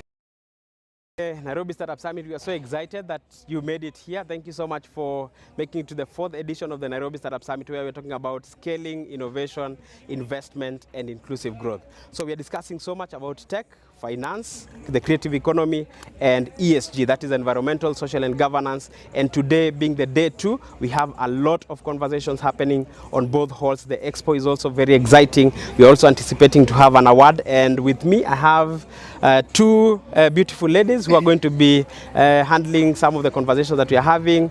Fadhili will be in the creative economy panel. Wanjira will be in the ESG panel. And I'd like them to just say hi to the team as we continue. Hi everyone, my name is Fadhili and I am the founder of Tuk Digital. I am a digital marketing strategist for over 5 years now, and I'm so honored to be at the Nairobi Startup Summit. This is the 4th edition, so 5th edition has to be bigger and better, guys. True. So I'm so excited. I'm talking in the panel on creative economy, and we're just going to be delving deeper into how do we make money in this era of AI. You know, how do you monetize? Because it's one thing to know everything AI here, but how are we going to monetize? So we'll be talking all matters strategy, all matters execution, because a lot of us are big on talk, but when it comes to execution, that's where the problem actually is. So we'll see how we can actually help each other to execute, where to start as startups, as small businesses, as people who are just starting out in personal branding. And I think for most of the time, people have just been freelancing, doing anything anywhere. Yeah. But today we are going to see, okay, this is the far that we've come. Mm-hmm. These are the steps. So how do I get to the next step from where I am? How do I get to grow? How do I get to scale in every manner, or in all types of businesses with the AI now that we have AI? So that's what we're going to be talking about. Amazing. And what do you expect from you, Angela? Oh, wow. First of all, Congratulations to Eugene and your team. Great. Such a fantastic forum that you've put together. Amazing. So my name is Wanjira Maganjo. I'm the co-founder of Sustainability Champions Network. We are a membership-based organization that focuses on matters to do with sustainability, focusing a lot on the ESG aspect of it. That is environmental, social, and governance. A very huge topic, very confusing for a lot of people. But for us as Sustainability Champions Network, we are here to help startups understand the language of investors, what they're looking for when they're going for pitching sessions, what investors are looking for when they want to inject capital into organizations. So those are the conversations we're going to be having. We've been having since yesterday. Yesterday we had a great panel. Today we're going to be talking about the circular economy and circular innovation. These are conversations about everyday solutions by everyone who's able to start a small business. Scalable businesses, solution-based businesses, those are the conversations we're going to be having today. So we're excited. Thank you. Great. I'm super excited to also listen to you guys. Your panel is quite amazing. For us even.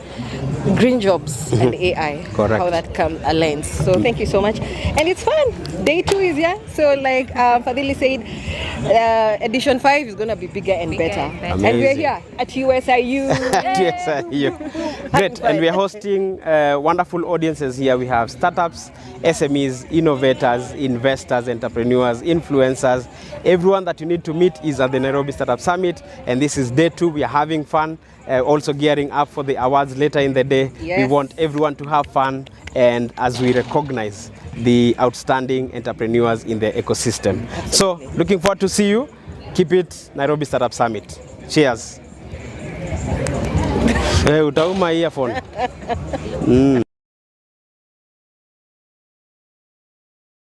Tools, okay? How many people have WhatsApp business right now? Every business owner, you should not be using WhatsApp ya kawaida. You should be using WhatsApp business. It's important for communication, right? And then, how many people use cloud to respond to messages? Good. Sindio? See, Makosa, even me, I receive like around 200 messages a day. If I start typing all of them, to give you a practical use case, I'll open my WhatsApp over here. So this is my WhatsApp. Can you see it? Right? This is for business. I can open a message like this one. I see, I just copy this message. So I have a chart on Claude that I have come, right? Nimefungua hapa. Let me just open it. So this is what we use to respond to messages. I'm just going to paste that message. Claude is better than ChatGPT, yeah, when it comes to response. So it's just going to generate a response, and I can easily take that response and share it with the individual, right? So you just train it and say, by the way, if someone asks me this question, you do this, this, and this. Are we together? So mimi nitakuja tu nifinye hapa, paste the message. How long has it taken me? Very few minutes. So you can imagine you're losing leads because you can't be able to respond to messages. You have a solution now, sindio? Number 2 is link in bio. Wangapi wanatumia link in bio? Linktree. It's important. You can't be a business owner if you don't redirect the traffic somewhere. Linked in what? Bio. So communication tools. Number 2 is Google Workspace. The most important tool for most business owners is Google Sheets. How many people have Google Sheets? You store inventory, everything like that. And you can use tools like Zapier or Make.com for automation. Gmail, for what? Professional emails. Because Google Docs for documents. Did you know that you can use Claude to create documents? So someone has asked you an invoice of 1 million Kenyan shillings, and you just don't want to use a Canva template. So what do? Claude, right? Kwani mmeshtuka? Are we together? Google Docs. So Google Drive, how many people use Google Drive? Good. How many people use Google Calendar? But there's a thing about business owners misusing Google Calendar. You know, you find a business owner with 12 meetings in a day. Utaifanya kazi saa ngapi? Oh, asubuhi you have a strategy session, another minute you're meeting a graphic designer. For me, I believe for a business owner to be very, very active and proactive, you only need 1 hour of meetings per day. And then you need 4 hours of your own productivity. So most of us misuse Google Calendar. Hey, let me check my calendar. Sindio? I personally advocate, do 1 meeting per day. If it is not important, you can call me. Sindio? We don't have to be jumping into meetings. Like if I take an example of someone over here, I could check their calendar and see they have meetings from kesho hadi tomorrow is Saturday. You already have a meeting. Sindio? Sundays when you umelala hivi, you're already thinking about meetings. Yeah? And that's why sometimes I say that sometimes you're a CEO, but you're busy doing meetings every single day. Now, AI tools. Now, this is my power. AI tools, I only have 5 minutes. AI tools. You spend so much time thinking. So, oh, you even get consultants. How many people have paid consultants, and after having a meeting with that consultant, you're like, hey, no, Jama, how come I paid 15,000 shillings for that? So, you live with a PowerPoint template and a Google Drive folder, and you're like, Sister, what do I do? Use AI tools to save yourself some time. Yeah? Claude or ChatGPT. I was very angry with ChatGPT because personally I just hated the fact that I write a post and you read it and how many people know of AI hallucination? Where it creates stories that you're like, wait a minute, maybe I'm not the one who's never done something like that. So ChatGPT is very good in hallucinating, yeah? But Claude, especially right now, they've released 4.8. Yeah? How many people have realized the mode E-VYBEZ 4.8? It's very good. Yeah? Try it out. AI tool number 2. Who can guess? Anyone who can guess? Sama, boss. Eh? Boss, lovable. Another one, who can guess? I have my brother over here, Ned, Simama. Ned is a student in Machakos University. Give him a round of applause. Yeah? So I say, sometimes you have to mentor them. AI tool, base 44. He can have a seat. So you see, I'm very strict with my brothers. One other brother is very successful in content creation again. His name is David Kay. He talks about finance on social media, and he's doing so well for himself at 22. So I'm proud as a big brother. You see? Kwetu tuko wanaume tu, so you have to forgive me because I have to mentor my fellow young brothers. Tuko sawa? Good. Base 44. How many people have heard of Base 44 today? If you struggle with creating pages, websites, go and dump everything on Base 44. It can help you. It's the same tool. It's basically a similar tool to Lovable. Finally, Canva and ChatGPT. Most of you guys struggle with basic posters. Saa hizi hata ChatGPT is creating posters. Si ndio? You overthink, hey, weka hii maua hapa, we fanya hivi. A poster is not supposed to be beautiful, business owners. It's supposed to be what?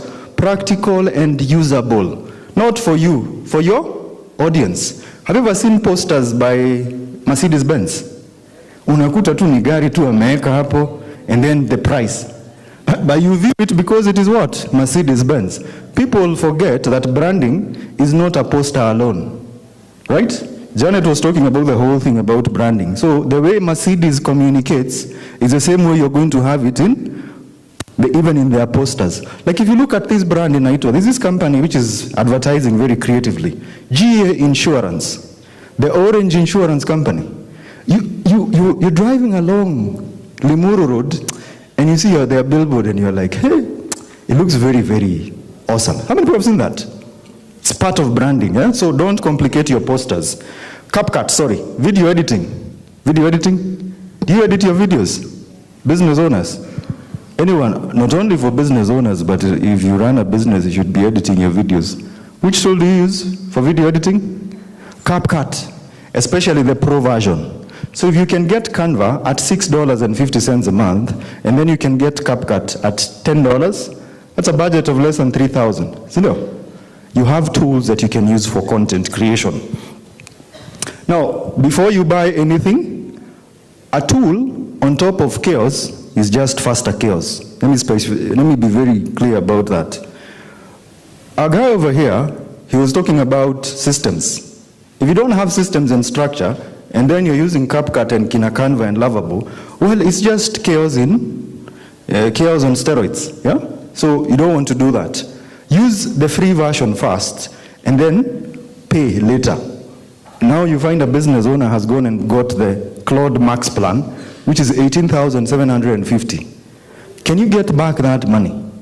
If you have to pay $6.50 for Canva, can you make 1,000 bob to get back that money?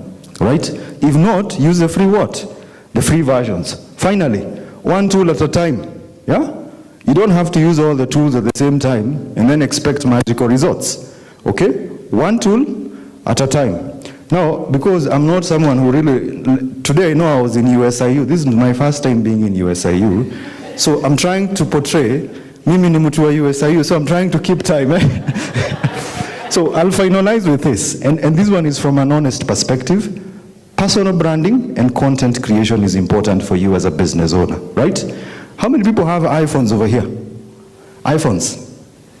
Ziko, watu wa iOS wako. I know Android tu ni mkono. Sindio? We're here, sindio? Just do a very simple thing, yeah? And create a video talking about what you do. Sawa? Jasmine, unaona sasa ulikuwa unaongea hapa? Get a guy who is recording you. If you see, I have a microphone over here. I have Luther Panakwabi. Oh, Luther, there. He's taking photos, okay? So, here's a picture. Ndio mnakutanga LinkedIn, and then you start saying, this guy is giving us pressure. Sindio? Right? But it is part of branding. I've been able to have I've been on LinkedIn for 3 years now. And I have 122,000 followers. TikTok, how many people do TikToks? The reason I joined TikTok was because of this lady called Asia Nasenya. The first time I downloaded TikTok, she was dancing. The next time I'm coming back, she's working in an RG radio. And I was like, Kwani, you see? So I was looking at that shift and I realized there's something that we're really ignoring, which is very powerful. You need to talk about your business for you to gain the visibility. Sometimes I get business just because of me being Elvis, right? And because I'm on social media. So shoot the content. Finally, and this is the final word, you don't have to create social media content per platform, okay? Sawa? You can think about how you can create one video and post it across platforms. How many people have heard of tools like Metricool? Metricool, yeah. Social media managers have heard about those particular tools. They are very good because you're trying to save time. You don't want to post on TikTok, alafu uende Facebook. You post on Metricool, and then Metricool distributes on all the platforms. So that means you will not have to waste 1 hour posting. You can take at least 20 minutes doing that particular job. You invest $22 and you get back the time. Other than that, thank you so much. My time is done. Sitaki kusikia hiyo kengele, but I really appreciate for being here.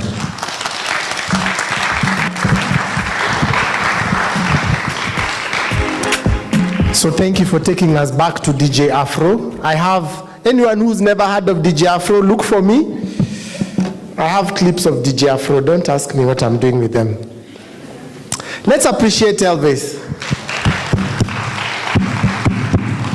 Thank you very much, Elvis. And remember this, entrepreneurs, you do not have to do it alone. Build a team slowly, and there are teams that you can build fractionally as you move. Don't kill yourself. For those of us who attended the wellness class yesterday, you are the most important asset your business has.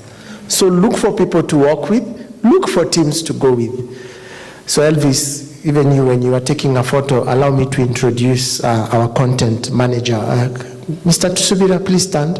He has an iPhone. Thank you for the good work. And Julia, so they are there posting content also, as you said, and then people say, now wanajisikia sana. Guys, get teams, build as you move. Allow me at this point to, number one, apologize. We are sorry that we have run late. We will try and reclaim the time. Allow me to bring on stage. Joram, I'm not the one who wrote what I'm about to read, so please forgive me today. East Africa's globally acclaimed chief entrepreneur, speaker, author, and policy champion with 20 years of SME advocacy. He's the co-founder and CEO of Sandbox International, a one-step professional services hub across Nairobi, Atlanta, Addis Ababa, and Accra. Guys, collaboration and partnerships are important. Joram is with us in USIU. Elvis tuko USIU na Joram, and there are guys working in Addis Ababa and Atlanta. So collaborate and build partners. He's currently the chair of ANDE, East Africa Steering Committee, and a board member of Amnesty International and author of the Enterprise Jungle. When you walk out of the door, you will find his book, and today he's here. He'll be able to sign them for us. And as he comes on stage, let's appreciate him. I was let in on a secret. Yes. So as you've heard, Joram speaks policy across the world. He attended a meeting earlier on this year. Where were you guys? Washington, DC. And do you call them Global North? Yes. The Global North people were trying to look down upon Africa and what they are doing. And this came from the guys that side. They told me Joram was a lion. He defended Africa. He defended the growth of African enterprises. And with those few remarks, take it away. Thank you.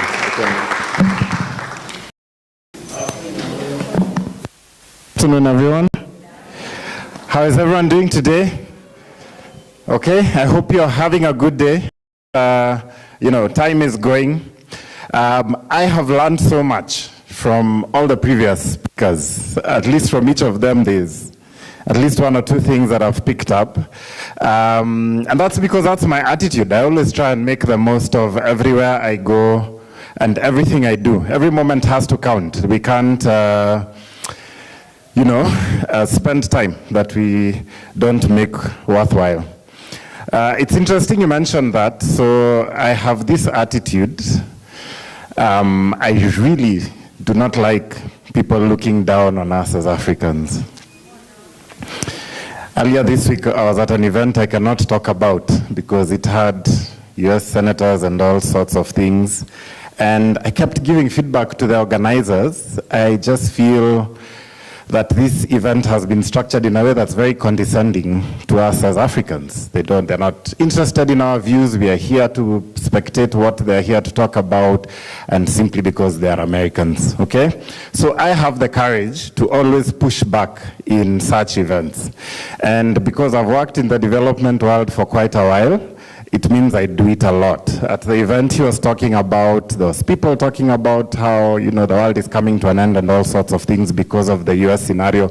And I'm like, in Africa, we've never had it better, okay? We are agitating for better things, but as far as I'm concerned, Africa is rising, and it can't be just the US narrative that ends up informing the global narrative. That's an aside. An intro tells you something about me. I'm an activist. My name is Joram Winamo. I'm the CEO of a company called Sandbox. Sandbox is an entrepreneur support organization that creates a one-stop shop where you as an entrepreneur can find all the different services that you're looking, whether it's things like legal, accounting, marketing, HR, even insurance. and so, yeah, if you came to Sandbox as a startup, a growing business, or an older business as an entrepreneur, our services are tailored to empathize with your journey. And and that's what we do. We don't just do it in Kenya alone. We've built a network across the world, about 13 countries, including the US, UK, Germany now, and from Cape Town all the way to Senegal in West Africa. And I'm quite passionate also about just encouraging people as African businesses. When you start your business, do not dream local, do not dream Africa, dream global. Because when an American kid sets up a business like Zuckerberg, from day one, they're building a global business. For us, we kind of have to build our confidence of let's conquer Nairobi first, then Kenya, then East Africa. then Africa, then the world. I'm like, no, start with the end in mind. Start with, I want to build a global business, then work backwards and try and figure out how hard it is to do it from here. So we are in very difficult times as Kenya today. If you at least look at the headlines or, the WhatsApp chats and everything, almost every single day. There's the wars, there's, people want African labor, and then they make a statement that they want to send us back when they're tired of us. There are all sorts of things happening. Should we accept France or not after what they've done in West Africa? And after what you see people like Niger and the like doing. So, there's a lot of different things. And then in the middle of all that, AI now comes in and disrupts how we do everything. And so I think the world has gotten to a place where the rate of change is always so fast that if we can't keep up as businesses, we end up being left behind. And as I was preparing for this, I asked myself, what's the most impactful thing I can contribute at a startup summit? Because of course I'm not a startup. I've been in business for very many years, built 2 businesses. Sandbox is the second one. And I thought if I'm to leave people with something to think about, maybe it's sharing lessons. And I asked myself, if I was to go back to my young self and start a business today, with the current conditions, what would I do different? Because of course I've learned a lot of different things and struggled, made mistakes, built, businesses that are now succeeding. But there are a couple of principles I would look at that I think would have made my journey a lot smoother. Maybe I would have grown faster and be a bit richer than I am today. I'm admitting I'm rich. I think if we were to look at this demographic, we are in the top 2% of income earners in this country. And so one of the things I would do, the first thing I would do is to find the most painful problem that people are experiencing that is unaddressed. Okay, because building a business is all about solving people's problems. But I wouldn't just pick any problem. I would probably rack my brains researching what's the most painful problem people are having today, but that nobody is addressing, or that is as unaddressed as possible. Okay? Because in my journey of building businesses, I've learned that the people who kind of have it easiest in business are those who address issues that people feel are urgent, that need to be sorted out as soon as yesterday, but also that not many people are doing, because if many people are doing it, then it erodes the opportunity for everyone. And so this can happen in any space. And also I would try and find something that I can be very passionate about. Because today, because I understand how to create opportunity, I see opportunities everywhere. And so like even today I was asking myself, how can I create a system that ensures PowerPoints work in every event without lagging, without... That's an opportunity, okay, that we have experienced here today. I recently wrote my book, and then I started to look for, is there a distribution platform that does end-to-end that can allow the buyer to basically pick whichever option they want, whether it's a bookshop, whether it's, direct delivery. And delivery, there are many options, whether it's a rider, whether it's pick-up mtaani and all sorts of things, and that they can buy the book, pay for delivery, and it will be delivered to them, and I get a notification that can be done. I'm still looking for that system today and asking myself, should I build it and then sell it to all the other authors? And part of a challenge is I can't do this because my hands are already too full with the opportunities that I'm capturing now. Another problem that I see a lot, have you been in a hotel and then electricity goes off and it's switching to generator?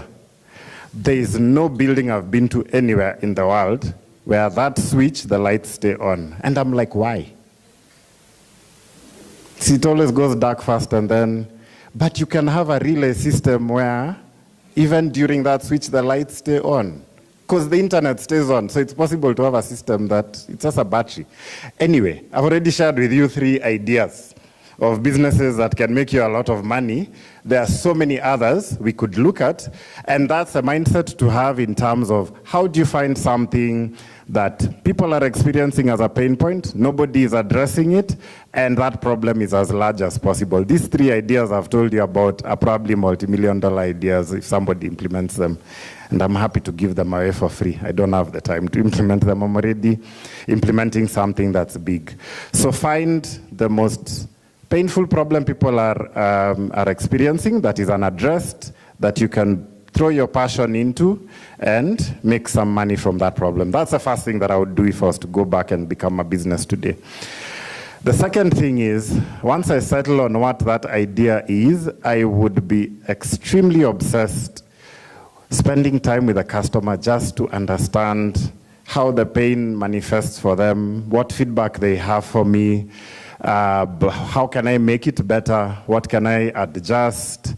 Because I know that by doing that, my product will get better immediately, but because I'm already solving a big problem, then I'd be able to grow my business quite quickly. Also knowing that Kenyans are peculiar and they don't give honest feedback is why I would do that extra hard.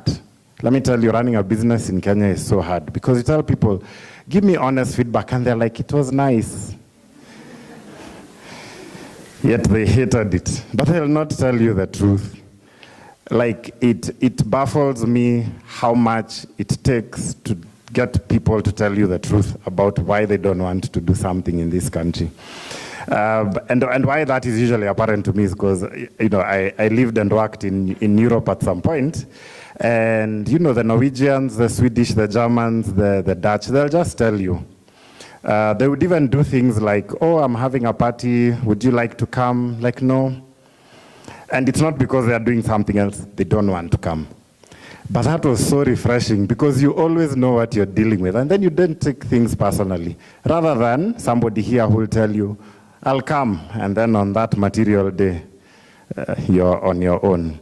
But that's something about our culture that just makes it so much harder to build a business because it means you really have to dig or try and find roundabout ways to get that honest feedback from people about what they really think about your product. And yet I'm always telling people, imagine telling me candid feedback might feel painful at the point you're giving it to me, but it's the best gift you could give me so that I create a better product or service and serve you better going forward.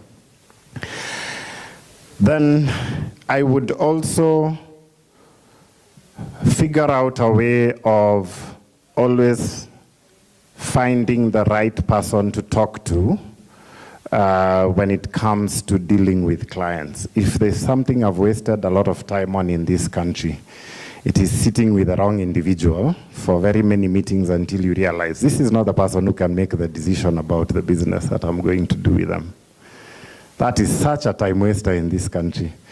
Nowadays, my approach towards our business is business to business. We deal with other businesses, whether it's entrepreneurs or corporates.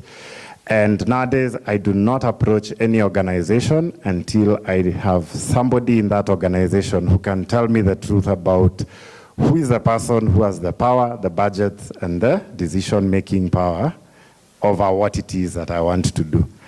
Otherwise, I don't contact them. I'll not respond to, conversations and all sorts of things. Because I just realized that, for everything that you want to do as a business, there's somebody who can make that decision and has the power to spend. And either they have the need or don't.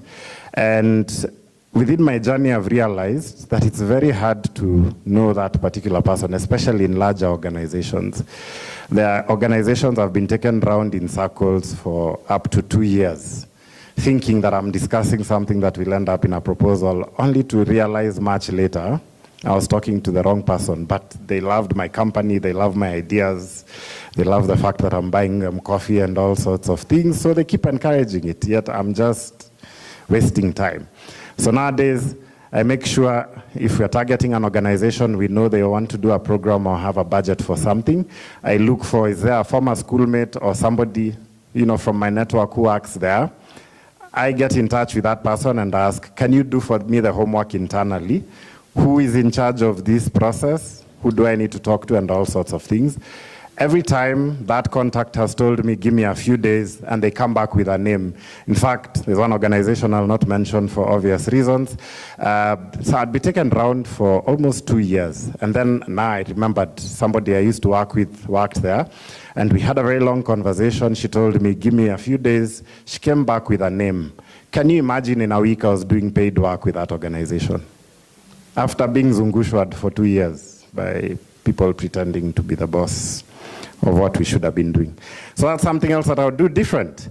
What else would I do different? I would work very hard to build a brand, to build trust on a wide scale. We underestimate how much people don't know what we do despite how much we shout online or everywhere. Building a brand is difficult and it takes a lot of work. I would put a lot more work into learning everything.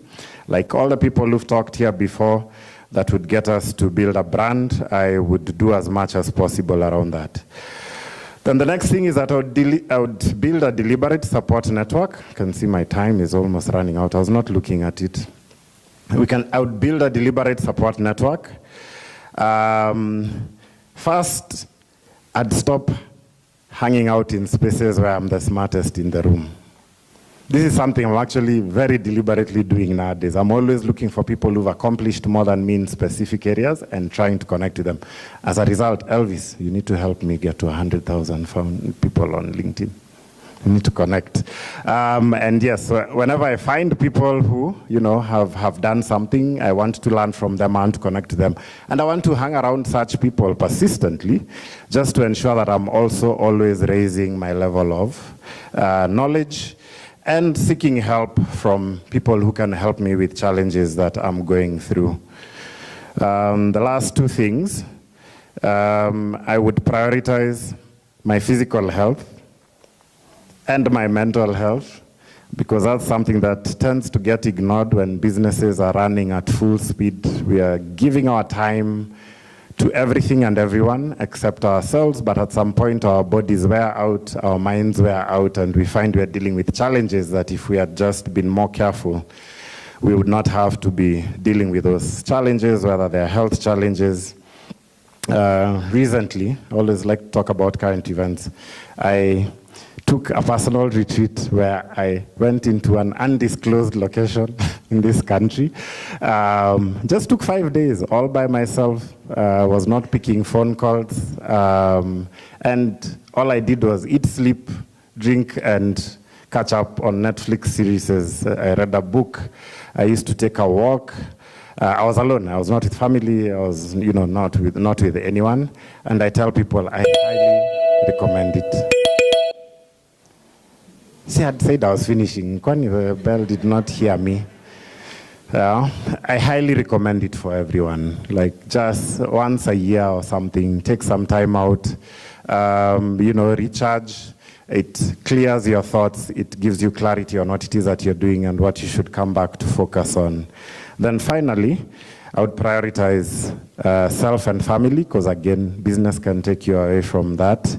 And the last bonus thing I would do is buy the Enterprise Jungle and read it, because everything I've told you is basically, it's a book I wish I had when I was starting business, and I've put my thoughts, ideas, and everything down here to help the next generation, because when I was starting, there was nobody to help me, and I felt like I wasted a lot of time and lost a lot of money making a lot of mistakes through that journey.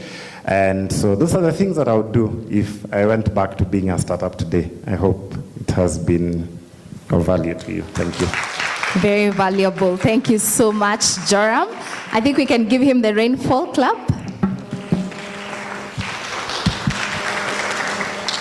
Thank you. Thank you so much for those great insights that you're sharing. And as my co-MC is coming, even as we wind up this session, I think you talked about building a support system. And I think for me, when today I can see my team here, I'd like just to acknowledge Esther, who is my coach on leadership and organization structure. She can just wave. Amazing. Thank you so much, Esther. Jennifer, you can just stand and wave. Thank you so much. Amazing. And also Jeff, who's my videographer right there. Salute. And thank you so much for sharing how we can build that personal brand even as we consistently grow. Wow. What was your takeaway for this morning session? Collaborate. Elvis. Joram also had someone taking shots in front and behind.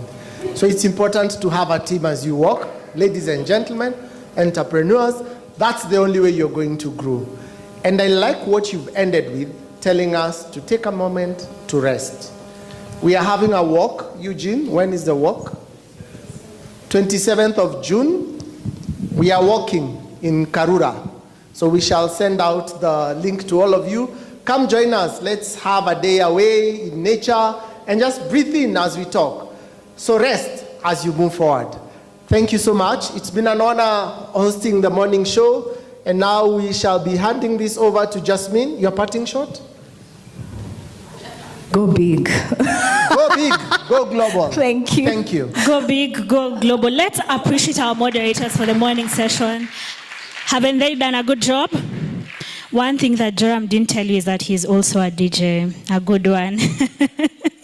Yes, I have loved the morning session. I have so many takeaways. My question is, who do you know, right? Who do you know? What rooms are you in? Work hard, build trust, build a deliberate support network, and prioritize self and family. Do not forget about yourself. Sawa? Okay? So without much further ado, because of time, I want to just get into the next panel discussion that we are going to have. It's on personal branding and corporate image. And our moderator is here together with our panelists. And I'd like just to welcome them on stage. The first panelist that we have is Alice Muhirwa. She's an accredited leadership coach and soft skill strategist, certified by the British School of Excellence, with over 5 years experience, and she empowers executives and business women to lead with confident influence. Let's give her a round of applause. She looks nice, right? I love your look. It's beautiful and perfect. Please have a seat. Next on stage, we have Sarah Munye. Sarah is a high-trained impact trainer, an executive coach and life coach specializing in leadership, change management, and personal development. Sarah, let's give her a round of applause as she comes to the stage. Where is Sarah? Oh, she's here. Karibu sana. And next, I'm not sure I know how to pronounce this name. You will forgive if I butcher your name. This is Duso Radido. Russo Radido is a director of business operations at Zion Pearl Publishers, where he drives strategic leadership, operations, and organizational culture. And he's also an author of a personal development and faith-based books, including The Ultimate Agenda, The Spark, and Why Capacity Matters. Ladies and gentlemen, let's give him a round of applause. Karibu sana. How do we pronounce your name quickly? My name is Doso Radido. Doso. All right. And our next panelist is the Director of Operations at SO Events Institute since January 2020. Regional operations across Nairobi and Uganda. She has over 3 years of experience in operational leadership, and she's an active public speaker and trainer. Victoria Ndeto. Let's give her a round of applause. Victoria was my neighbor yesterday. Karibu sana, Victoria. And finally, we have Chemutai Ruto. Chemutai is the founder of Scrutiny Architect. The firm helps African SMEs become institutionally ready by translating informal operations and financials into trusted, fundable frameworks. Let's welcome Chemutai to the stage. We have a power-packed panel. I love it. And this panel will be moderated by a very talented moderator. His name is John Wafula. He was here yesterday. He's a professional. Ngojeni msikie qualifications kwanza. He is a professional communication voice coach. You'll hear the voice. It's amazing. He's an John Wafula, please come to the stage.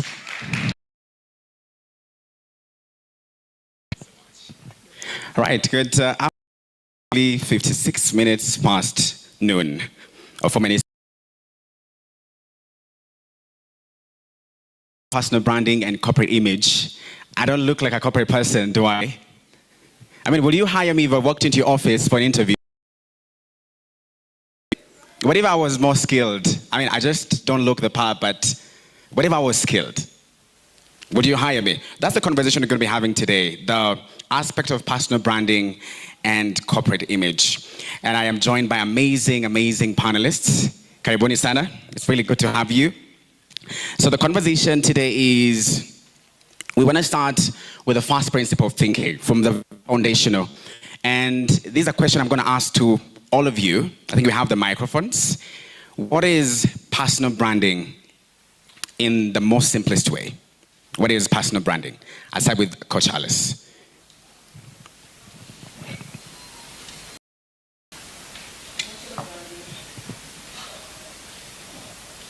I would say personal branding is lead perceptions about who you are and what you can do. All right, please. Good afternoon. Good afternoon. Are you well? Yes. Okay, so personal branding is what people think about when they think about you. So, if you hear the name Dr. James Mwangi, what comes into mind? Somebody. Equity. What else? Are you a member? What else? Yeah? Yeah, banking, finance, his name is almost synonymous with the banking sector because that's a brand. So what do we think about when we think about you? That's your personal brand. All right, please appreciate Sarah. Thank you, Sarah. Thank you so much. I look at personal branding as the intention and the effort you put to package your resourcefulness and the solutions you have, and how you send that signal out to the intended audience and the way they will experience it. So it's a whole circuit of things, from where you are and who you are to how they will receive it and respond to it. If they give you the response you're looking for, your personal branding is working. All right, that's right, Dido. Thank you so much. Victoria. Hello, everyone. Hello. To me, personal branding is how people feel from the way you look, the way you make them feel, and the values you embody as a person. Thank you, Victoria. Chemtai. Good afternoon. So to me, first of all, the team here has really said everything about personal branding. But to touch on it, when I think of you, like for instance, I've just met you, I can say when I talk about a personal brand, is what I think about you just from hearing and looking at you. Number one, I'm thinking he has a good voice. He can be an MC. So it's majorly on perception. And then beyond the perception, it's now on values, because why we build personal brands is for people to really say, if I'm, let's say, looking for someone to actually guide me on finance, I think James. Thank you. All right, thank you. I appreciate them for those amazing responses. Now, we are talking about personal brand, and there is a connection between personal brand and trust. People do business with people they like. Before somebody buys from you, they will have to buy you as a person. That is why I think a lot of people say, I want to build a personal brand, but I want to, not really a personal brand, I want to separate myself from my business. So how do we build a brand that you're very authentic and people can trust you enough to do business with you? Where do we start when it comes to trust in the way you build your brand? Can I start with Chemtai? I think it feels like you're ready. No, you're looking at me. I'm looking at you, yes. Okay, so it's very important that we do not confuse being famous or popular with being trusted. Because as a brand, if you're famous, if you're the loudest, we can easily say so-and-so. It's good, it will get you into a room. But what really keeps you in that room is, the value, the significance you bring to the table. And that is what we term as trust, because we will say, Chemtai was here, but after she's left, do we remember her? Does someone ask about, let's say, capital readiness, and someone says, yeah, I think we can invite so-and-so into this room because last time they did this. So to me, trust is actually the value that you offer. And, like Joram mentioned, that you have to solve problems.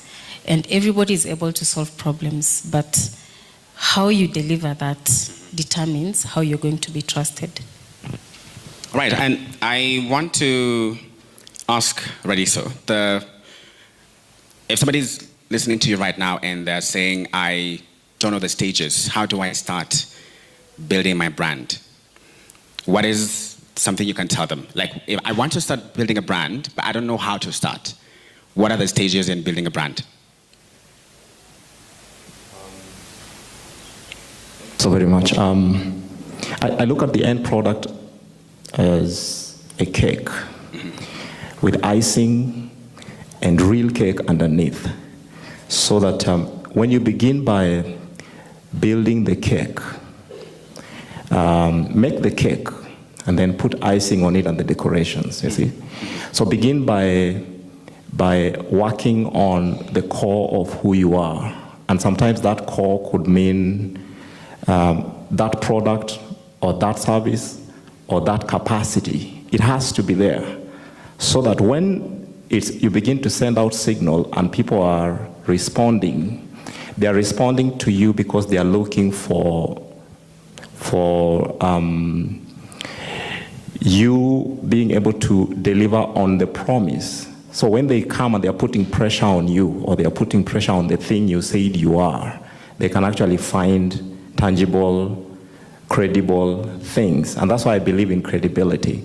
So begin by building your inner self. Sometimes it begins by just building yourself. That's why we talk about your mentality, your skill set, and then the products that you are building, the systems that you are building, so that before they begin to know you out there and begin to experience you, at least have something. And then now you can begin to go big. Somebody said something in the morning about how they have kept their clients, and they said over delivery.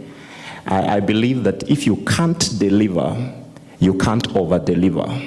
So begin by getting yourself to a place where at least you have capacity to deliver. 2 years ago, I think 3 years ago, I wrote a book called Why Capacity Matters. And in this book, I'm trying to answer the question of the need for us to go beyond creating an impression to being the real thing. It is easier to maintain trust, credibility, and even longevity if you truly have the thing that you claim to be. But if you dress like it and you speak like it, but you are not it, you'll soon be discovered. And it is worse to start from the negative than from zero. Thank you. Right, I was part of the conversation when Peter was talking yesterday, and he mentioned that as an entrepreneur, you have to build capacity because you can never rise beyond your capacity as a person. And I want to come to Coach Alice. You work a lot with leaders, and what is the difference between the behavior of a CEO and their brand? How are they connected? You are tied to your brand. There is no such a thing that today I'm in my CEO shoes and tomorrow you are your brand, either you're sleeping, either you're dreaming, trip, and you're also dealing with a client. What do I mean by that? People buy people. Before people subscribe to the service that you're selling, you have to have a level of action. You have to connect to their psychometrics, their desire, what they do they aspire to be in 5 years from now. Do I still be in their journey in 10 years from now? Then you build a product that is scalable with their growth. The challenge that we face in terms of branding, you want to look the part, but you have no substance. Have you ever met someone who look the part, but when they start speaking, they have no coordinated ideas, or they start sounding like ChatGPT, right? Yeah. And you have also met a talented human being, very professional, but they don't know how to speak about whatever it is that they sell. So a good branding meets the two. You look the part, but you also have the substance. Then you can be able to sell it in a more efficient way. I don't believe in over-delivering. Please do not fear charging your worth. People who are ready to pay premium for your knowledge, for your expertise, and your experience are there. There is a way of quantifying your brand so that you can not shortchange yourself. Radhika said something about building capacity, and I mean, I asked him a question about the stages or steps to building a personal brand. I just want you to expand on what you just said. What are the mistakes that young people are making in their quest to making a brand? Because you mentioned there's an aspect of you have to know who you are, you have to have capacity, but then what mistake do you think young people are making in their journey of building a brand? The obvious mistake is the desire to be visible at any platform, and then you don't have a name of expression.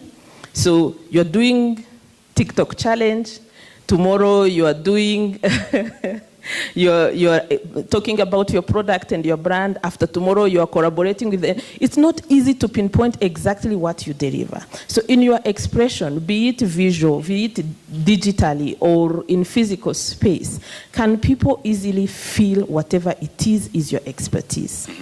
So the mistake is trying to be everywhere. I usually say that if you are not very careful, visibility can actually be a trap for distraction. Sometimes your views and your reach are vanity metrics if at the there is no DM inquiring how much. It's a switch where people turn on to. So is my visibility doing that? Is to over-deliver. When you don't limit delivering, so you are undercharging yourself.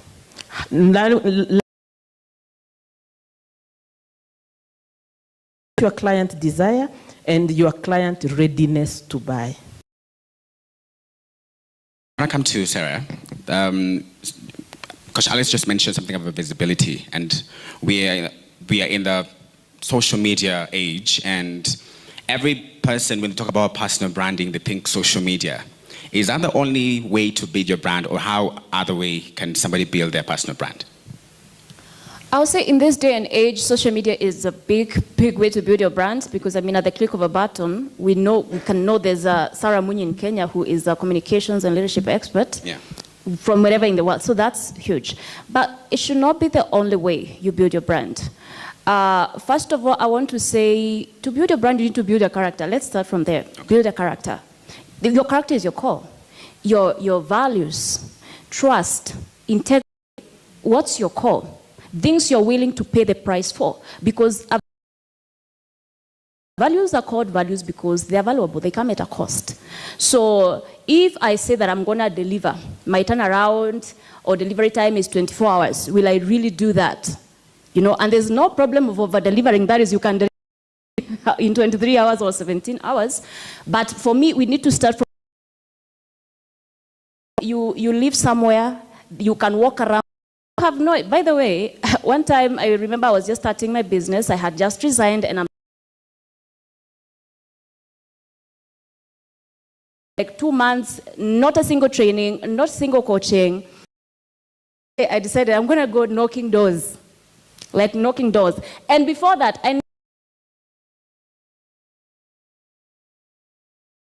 why didn't they lock the gate? So when I started my own business, I repented.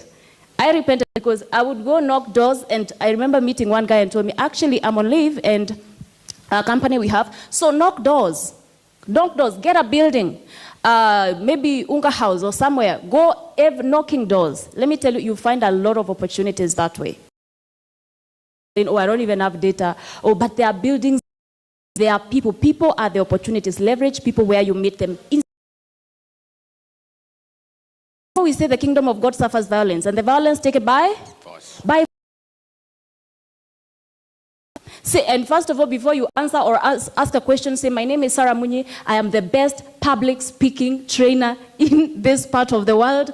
Let us know, and then go ahead, ask your question. Take opportunities, because opportunities are with the person sitting next to you, because you've not even greeted them. I hope you have. I love that. I mean, that was a good answer, right? You have to be very intentional about getting out of social media and knocking on those doors if you want to build a powerful personal brand. I want to come to Victoria, and she mentioned something about values, and I'm tying that to consistency, which is habits maketh a man. So what is the disconnect between how I communicate offline and online? First thing I want you to remember when building your brand is an anchor. And what I mean by an anchor, your decisions will come from, and this will determine how you show up or online. And for me, my anchor is theological, is a theological anchor. And what I mean that God will approve of. So whenever I am curating my brand, be it online or offline, and a little bit in the kingdom, then you do not have a way people can perceive you. So it's leading with your values as well. And for me, I can just share my values. My values actually spell the word live, and L is for love, and love is for loving your neighbors, your enemies, and your competitors. And what I mean by loving your competitors is whenever we interview, and it's a transfer person. Let's say you're coming from working from company A and you are maybe their finance person. We ask you, have you trained somebody to take over from you? Because then if not, we are essentially closing down the other person's business for our benefit, yeah? So that's how we love our competition, and of course pray for them. Then I is for integrity, of course, that goes for everything business. If you do not have integrity, you might move fast, but you'll not be able to go far. And V is for values. So we are as a brand, we give value to the people who come into our spaces that we curate. And E is for excellence, just in everything we do, making sure that what we said we were going to do, and now newly not delivering, so we are charging for what it is that we asked for, and which is what I led with. Thank you. Let's give her a round of applause. Thank you so much. Allow me to communication and marketing by Janet Mashuka is happening in. Interested in that, you can head back that side. Thank you. Appreciate Jasmine. And credibility when you're building your brand. If I have 100K views on Instagram or YouTube or TikTok, does that automatically translate into credibility as a person? What is the difference between what I have on social media and my brand? The answer is, of course, a straight no, because credibility really is, you know, do I believe in you? Can I depend on you to deliver what I want?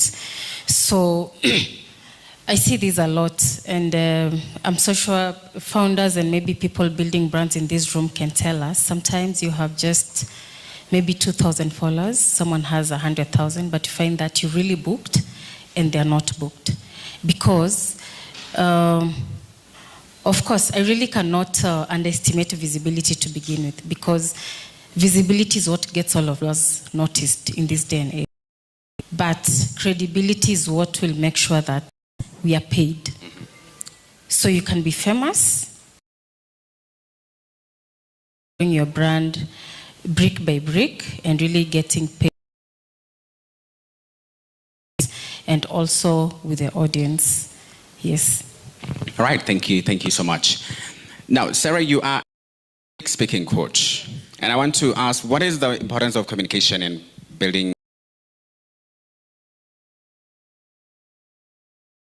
Communicating. There are things that are speaking before you speak. Your attitude is that you're assuming right now is communicating. You're dressed because you are what we see. You know, we are visual beings. And even before you speak, we are going, when you stand here, we are looking at everything. We are looking at, stand there and start speaking about a deal of 10 million, 100 million, we are sizing you up. And we are saying, do you look like what you're speaking about? Do you look like the man? Everything is communicating. So that's about, first of all, how we look. I usually say personal branding is about three things. Number one, how you look. Because, you know, possible to lose, you know, an opportunity just because of, you know, we thought somebody who dresses like this. Unfortunately, we judge the book by its cover, and in branding and perceptions, that happens. Two, you are what you say. So there's what you, how you look, what you say. Because you can enter into an interview room, you the part. Because I usually do recruitments for companies and organizations. People come dressed very well until you open your mouth. And we say, oh my God.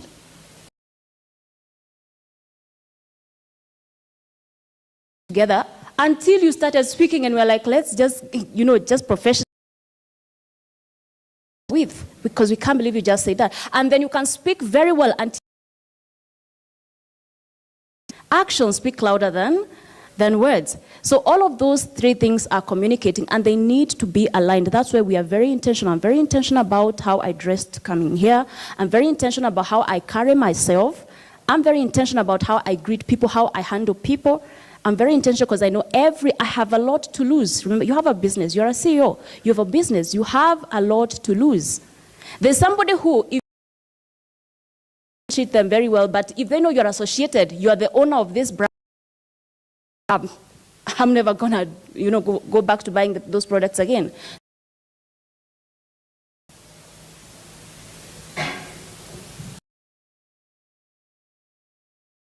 Are not good in communication right now. Like, I don't know how to communicate. What are three things you can tell them to be good communicators when they leave this, they leave this room? Very good. First of all, I want to say, please get help. And it's good. It's good to know these are my strengths, these are my weaknesses. Some of us, we are here, we are introverted. And, you know, because of that, you sit at the back, you don't want the limelight, and you are in business. We have a problem right there. So the first thing I want to say is please find help. Get a coach, somebody who can coach you. It is a learnable. Even public speaking is learnable. You can be trained, and you can do well. So, but first of all, I want to say you need to master your message, because your message gives you the right to stand before us. What are you telling us? Your message gives you the right. What problem are you solving? Every speech should be an opportunity to solve a problem that your audience have. And every audience have a problem. Just think about, these are students, okay, of students, and then handle that. Number two, we need to now build the confidence. When you stand here, nobody knows you have the fear, so please don't show us. Because we are thinking, there's a reason as to why it's Radido speaking and not me. He must know what he's doing. I mean, they must have gotten the right person. Showed us that you're not confident. And so because you're not confident in yourself, I'm also not waiting for a disaster, because, you know, so we need to build that confidence, taking more opportunities to speak, small event programs, volunteering. You can make mistakes from them. And of course, the third thing we need to do is we need to build a and volunteer to take on roles and responsibility, you will grow that courage and that confidence to communicate boldly. Amazing. So if you have been struggling with communication, take those 3 tips and apply them immediately. I want to come to Radito, and this is an aspect of, we are talking about a brand last the next 2 years. I want to build a brand that will outlive me. How do I build a brand that few weeks or months or years are lasting? That's a very good question. And that helps us to really lift ourselves beyond the temporary visibility of, becoming a trend and stuff like that. Recently, I looked at my LinkedIn profile and I realized that I have more than 10,000 followers. I never went to LinkedIn to look for followers. I actually never asked anybody to follow me. What I did was to build a community of people that I am working with, that I am helping to be more visible. For example, publishers, we run a project that shines a spotlight on women leaders. And we are looking for people who have experience and insight, lessons, wisdom from their work life, and are pulling books that are written by a number of people.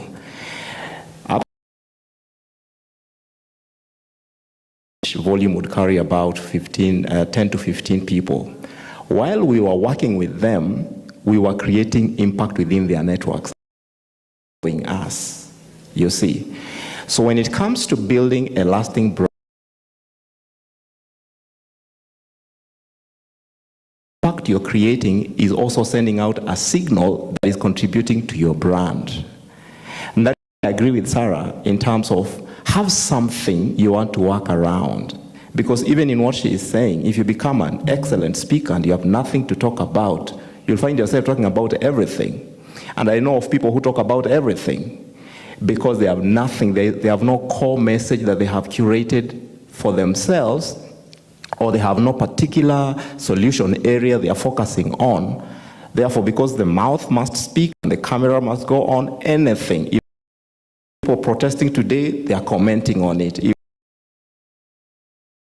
They are commenting on it. If there is some relationship chaos in some place, they're talking about it. So when you're talking about lasting, tied to an impact that is lasting, the reason why we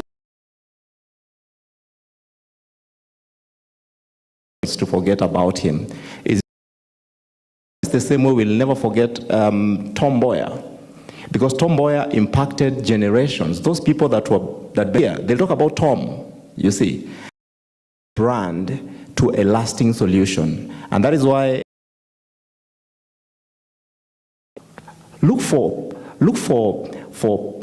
pain where people are really pressed and create a solution around that. While you're solving problems and you're easing people's lives, etc., creating an impact, you are actually sending out a brand signal that is likely to outlast you, rather than just put on goggles, take a photo, get clicks here and there, and then become trendy. After a while, you go down. That's why in trends, someday you're up, someday you're down. But there are some entities, it doesn't matter what's going on. They are always being talked about. Talk about an entity like Equity Bank. Whether we are doing maandamano or we are doing Christmas.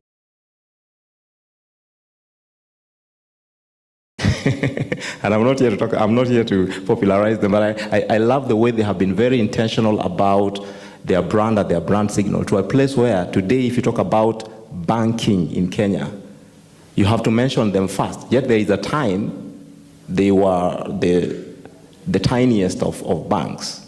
That's my point. Okay, so you have to tie your brand to something that is outlasting, okay? Not just something that will be here for the next few months. Person who is trying to build a brand, but they're scared of being judged. They're scared of what will people say. They are trying, but some of them are introverts, some of them, they don't know how to put themselves out there. I don't know who is comfortable answering that question. How do you advise this young person? So Radido and then Coach Alice. Okay. One of the things you have to get comfortable with as an entrepreneur, be okay with the building season. Did you realize that all of us here were once? And in those days, we never grabbed any microphone. We were quietly building in the womb. All we could do was stand. It was a quiet building moment. Just like she said, starting from the point of pressure, I want to be like Michael Jordan. I want to be like, this. Yet we have not built. And you see, when you try to go big when you have nothing to show, you'll surely be judged. Just like you will be, you're going out big, because they will try to compete you, some of them will try to malign you, and some of them will down because they are trying to get access to the pie. That building, if you can, even if nobody's following you, nobody's talking about you, so that at least you have the day you'll begin to show up. What? Tomorrow we'll also judge you. We'll say, oh, she didn't know what she was doing, or she was actually not. Until the foundation has been formed, so that regardless of whichever earthquake will come, you'll be able to stand, and then begin to go out. And it is okay to start small. It is okay. If you with the pressure of global presence, begin by being a local champion. Know how to win these small battles. Then David killed lions and bears before he went killing. But before Goliath, there were lions and bears. So kill them. Right. Thank you. Appreciate him. So we have the QR code before Coach Alice responds to this. So if you have any question, please scan the QR code and we'll have our panelists answer. Coach Alice. Whatever I wanted to say, I think he concluded on that. But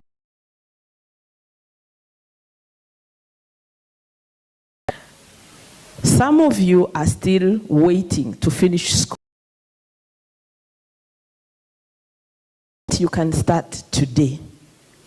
The problem is, but go to the journey of growing organically by saying, let me give my chance to try, fail, and be comfortable looking silly today out of your mistakes. It's okay. Go with the spirit, I have nothing to lose, I have everything to gain with this experience. Speaking of that,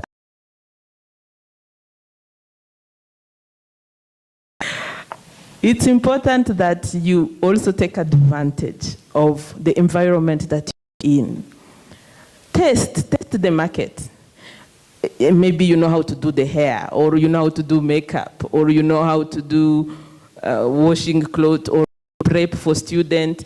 Those micro things will give you an experience. And then through that, you now...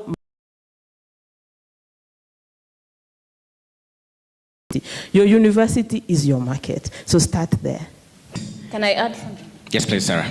Yeah, I want to say, if a brand or a business and you're scared, just get a mentor, somebody you can learn from, because if you're doing something you've never done before, the fear is there. You've never been there, they speak another language, the fear is there. But get some who is in that area, go and learn, faithfully learn from them. Walk real estate, look for somebody in real estate. Yeah, become easy. Attend forums like this, we can get young people who have started businesses. You're like, oh, doable. So you learn from mentorship. Talking about mentors, do you like mentees? Do you all like self-mentees? Yes. We usually do a lot of mentorship programs. Those who want to become life coaches, mentors, we do TOTs. Okay, so I haven't received a question. Maybe if we have anyone with a burning question, just one, you can shoot and then I'll give the mic to you. Yeah, anyone with a question? Oh yes, we have 1 and 2. Okay, can I get somebody help? A bit short so that we can proceed for lunch. Yeah, just wait for the mic to get to you.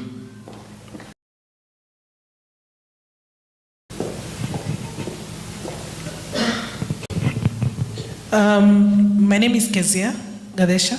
I run a business advisory service called for MSMEs. And I really have been sitting through these conversations, and I think for me, they're the most outstanding. That we must be comfortable to build in silence. There's a level of pressure that comes with visibility, and the harder part now, especially to who must the statement, basically charging your worth. At this level of building in silence,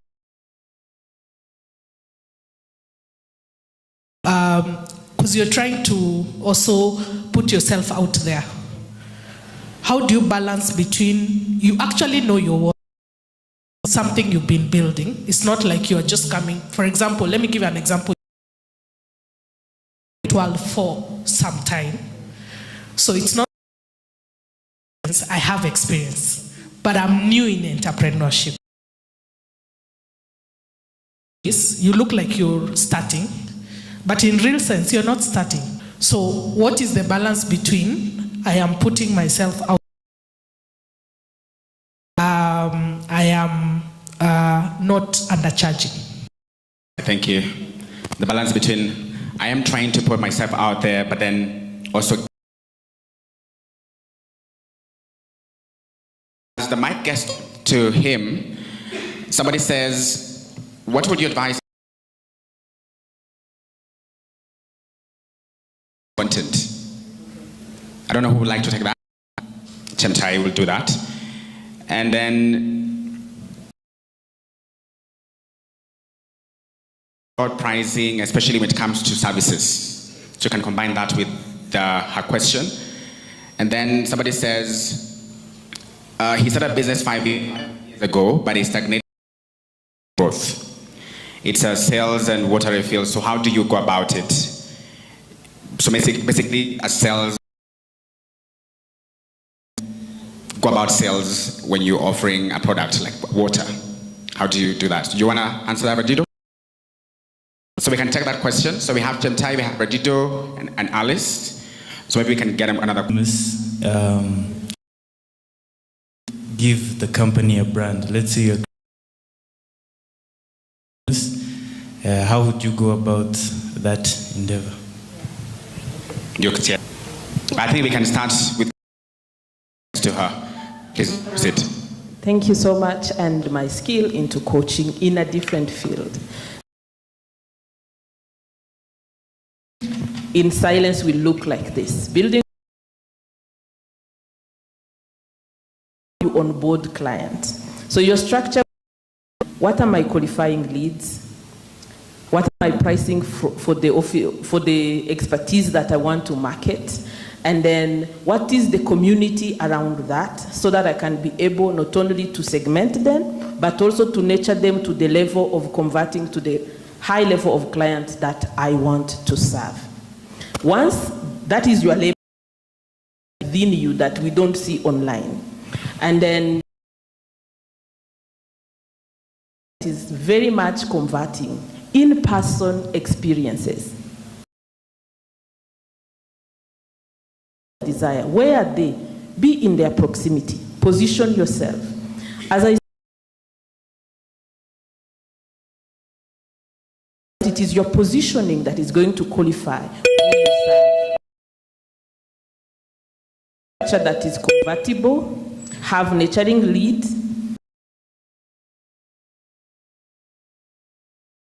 network in areas where that you're going to position yourself, your expertise to people who are ready to pay that. Before we build that infrastructure behind, then we blame the ads, the influencer. We have had you go and ask how much is that for the founder to respond. So building in silence is creating the infrastructure behind your brand, put up systems that are easily convertible. Is there one interact with it and land into your cart? Now, the second question was on price. Short? Pardon? Make it a bit short. The question was on pricing. Depending on the audience that you want to serve and how many times you want the aspect of rotation. This client. Now you price your services or your product accordingly. So there is a whole formulation around that on operational cost, interest, the pricing system, allowing people to grow with me. Don't just the pricing of today. Of this client need 5 years to come. You price it accordingly. So we have a lot of things we do around that. So we can talk either in that is long lasting. Right, you had that bell, and that means we need to finish. To Sarah. Please ask your question. So I think if I'm not wrong, we've had like personal question will be at what moment does a leader, maybe in you being authentic, how do you navigate about it? Right, Sarah, you want to do as you're getting ready for? Okay, please.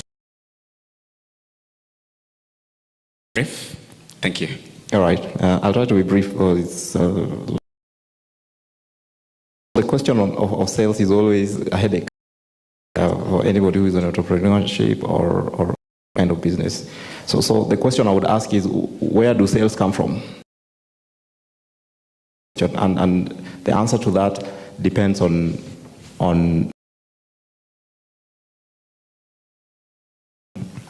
So number one, if really needed by people who are pained. You remember what Joram talked about? You offer it, they buy it. Usually they don't struggle with that. Number two is, are people aware of what you're selling? Because there's some CARICOM is still making noise, yet we know that, so it's about awareness creation. Number three, won't buy it because they don't have purchasing power. And I remember what Joram talked about, just speak to the right person. Do they have the purchase power? And that really matters to the wrong people. The point is, how are you packaging it? How are you presenting it? Sometimes you have something real nice, but packaging it wrongly, including how you are talking about it. How you are positioned. So you have to go back to answering the question I am dealing with, coming from. That is why TV, they know where they get their clients from. They go, they are selling. And Toyota is a different story altogether. Coca-Cola is a different story altogether. Subject your product to the question, where would my sales for this thing come from? Selling something that is not needed. just drop it and look for something. Cafe services today, in the age of phone, you know you're going to struggle with your body browsing these days on phone. Thank you. Right. Okay. Sarah is ready, please. Sarah. Yeah, so can your authenticity as... Yes, of course, it does. Because as a CEO, you are the primary ambassador of your, and representative of, you know, we don't trust that brand very... Here, I'm one thing here as Sarah, and I'm one thing here as another thing. You as a CEO, we also consider your political views. Yeah, people will not buy from you because you are you need to have the wisdom, especially now that we are coming to a campaign season. You are a person or a two-term person, and you're running a business. You need everybody from whatever divide, from whatever part of the country as your client. Matters that are really emotive. We have to be very wise about how we communicate so that we don't... Is the mic on? It's okay. I picked this because personally, I would say I'm busy. And then my brand is based on, I share on Monday, and I'm feeling a certain way. And I feel like posting that way, the other Monday like that. So what I did when I was starting, I remember I was very scared, like we just discussed. I'm still scared, I can't even do videos yet, but I will. So I hired someone.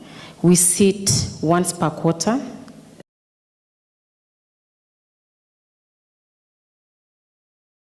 They structure it, then we meet twice a month. You get? So what is the importance of that? When you're building a personal brand, okay, you can post whatever you like. But if it means that you need to be very structured so that your vision is very clear. So here comes what now we call the frameworks. Because within a framework, I'm very clear on it and within what period of time. So once we deliver it, we're able to review it and improve it based on building a personal brand. You have that one thing that you want people to buy from you in a... Actually, before I even ask, like I already know what Alice does because she's a coach, and she's a coach that can help you improve in parts of your business. Audience, that is the same thing. And nowadays, actually, the algorithm is capital, funding. I no longer see anything else. So I think it's very critical that if you're building commercially, be clear, be such that she can sell on my behalf. And anyone. So for time, you batch it. We had Elvis with the tools, some of us are not. Some of us can afford to do the job. If you can't, you take the direction of actually using the tools to batch and then have... I even had something new today, something... For me, personally, those are things that I don't think I want to get into, but... No. Yeah, thank you. All right, thank you so much for that. And lastly, Victoria.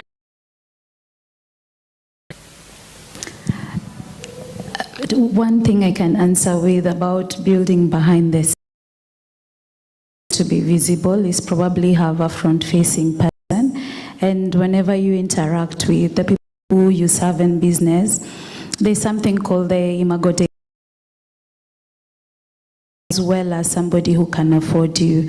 I can share from a personal example. So my other business does luxury events, and we had a client come in who could obviously not afford us, but we did not put together what it is that they wanted to put together within their budget and then send them off to a competitor.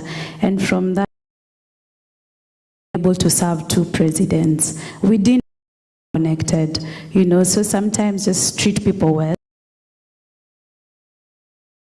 I can also share from the business that I run with my business.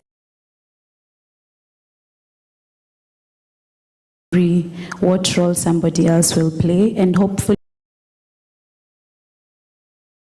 for with your life. And so for 17, Google our business in Uganda, you'll see her, you'll never see me. I decided to take a back seat, so it's also choosing your partners right. And then finally, let me finish with Radical Kanda. So Radical Kanda is having people who speak truth to you. And what that looks like is whenever you are maybe the front and the person behind the scenes tells you this is wrong, or having the aptitude to just listen to them and alter, so surround yourself with people who are brutally honest, and you'll be able to build behind the scenes without a problem. Thank you. All right, please appreciate our amazing panelists. We, in under 10 seconds, please. I would love to encourage people who want to build faceless space. You don't need your visibility as an individual, but the way it legally, so that it can be your idea, it can be your business. Second, we use are they efficient? So in that philosophy, when you're building something, already think of the accessibility, usage, and make it user-friendly, and it can scale as much. A lot of questions here, but I feel like we can't really. But I'm sure you and you're open to people coming to you and asking. They can reach out to you and you can have a conversation. So if you had a question and we couldn't answer it here, please approach any of these speakers and they will be able to answer you. I do have this book. I have this book of all that called Master the. You'll find this book, Master the Art, Sarah Munyi. And I also want to say that thank you very much. All right, so that's your parting shot, because I was going to give transformational leaders. So take that seed and grow it. All right.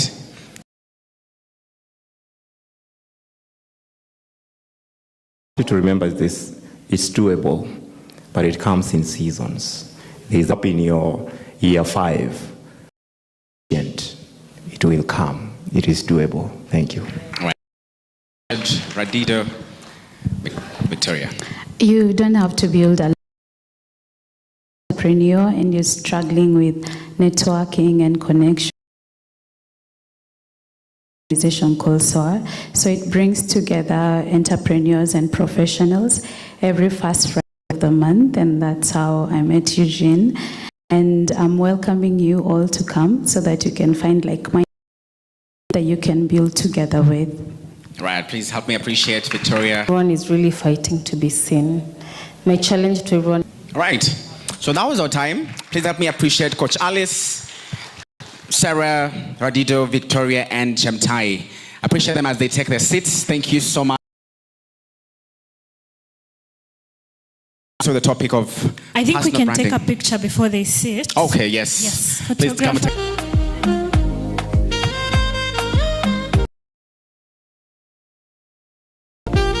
I can send you the senator of Kirinyaga, incoming senator. So I want us to head out to lunch. Before we do, I want to quickly invite Micah here. Micah will have 1 minute and 30 seconds to quickly tell us what they do.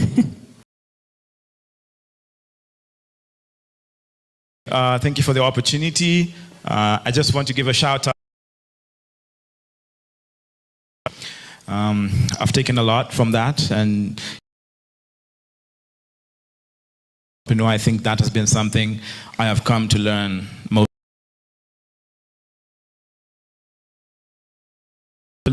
And currently I'm the CTO of an organization called, and not only that, we also connect you. So we are focused on looking for investors who are interested in investing African continent. So half of our organization in the US. And so what we're doing right now, where we are offering 20 slots to, if you're looking to meet investors, and if you're just looking to ship, we have people on the platform. The price gift, you're saving $2,600 a year for 20 slots. So that's my offer. And you can find us at the Yora exhibition stand. Have 20 slots. If you're a founder looking for... All right, so it's lunchtime, yay! So we have vendors outside. You may visit the vendors booth. Be back here at exactly 2:30 p.m. Because we have creative economy. And then right now we have the strategy. We will have a workshop on vibing by Elvis Warutumo. So here we'll have creative economy, vibe coding, okay? Fantastic. So make sure you visit the booths outside.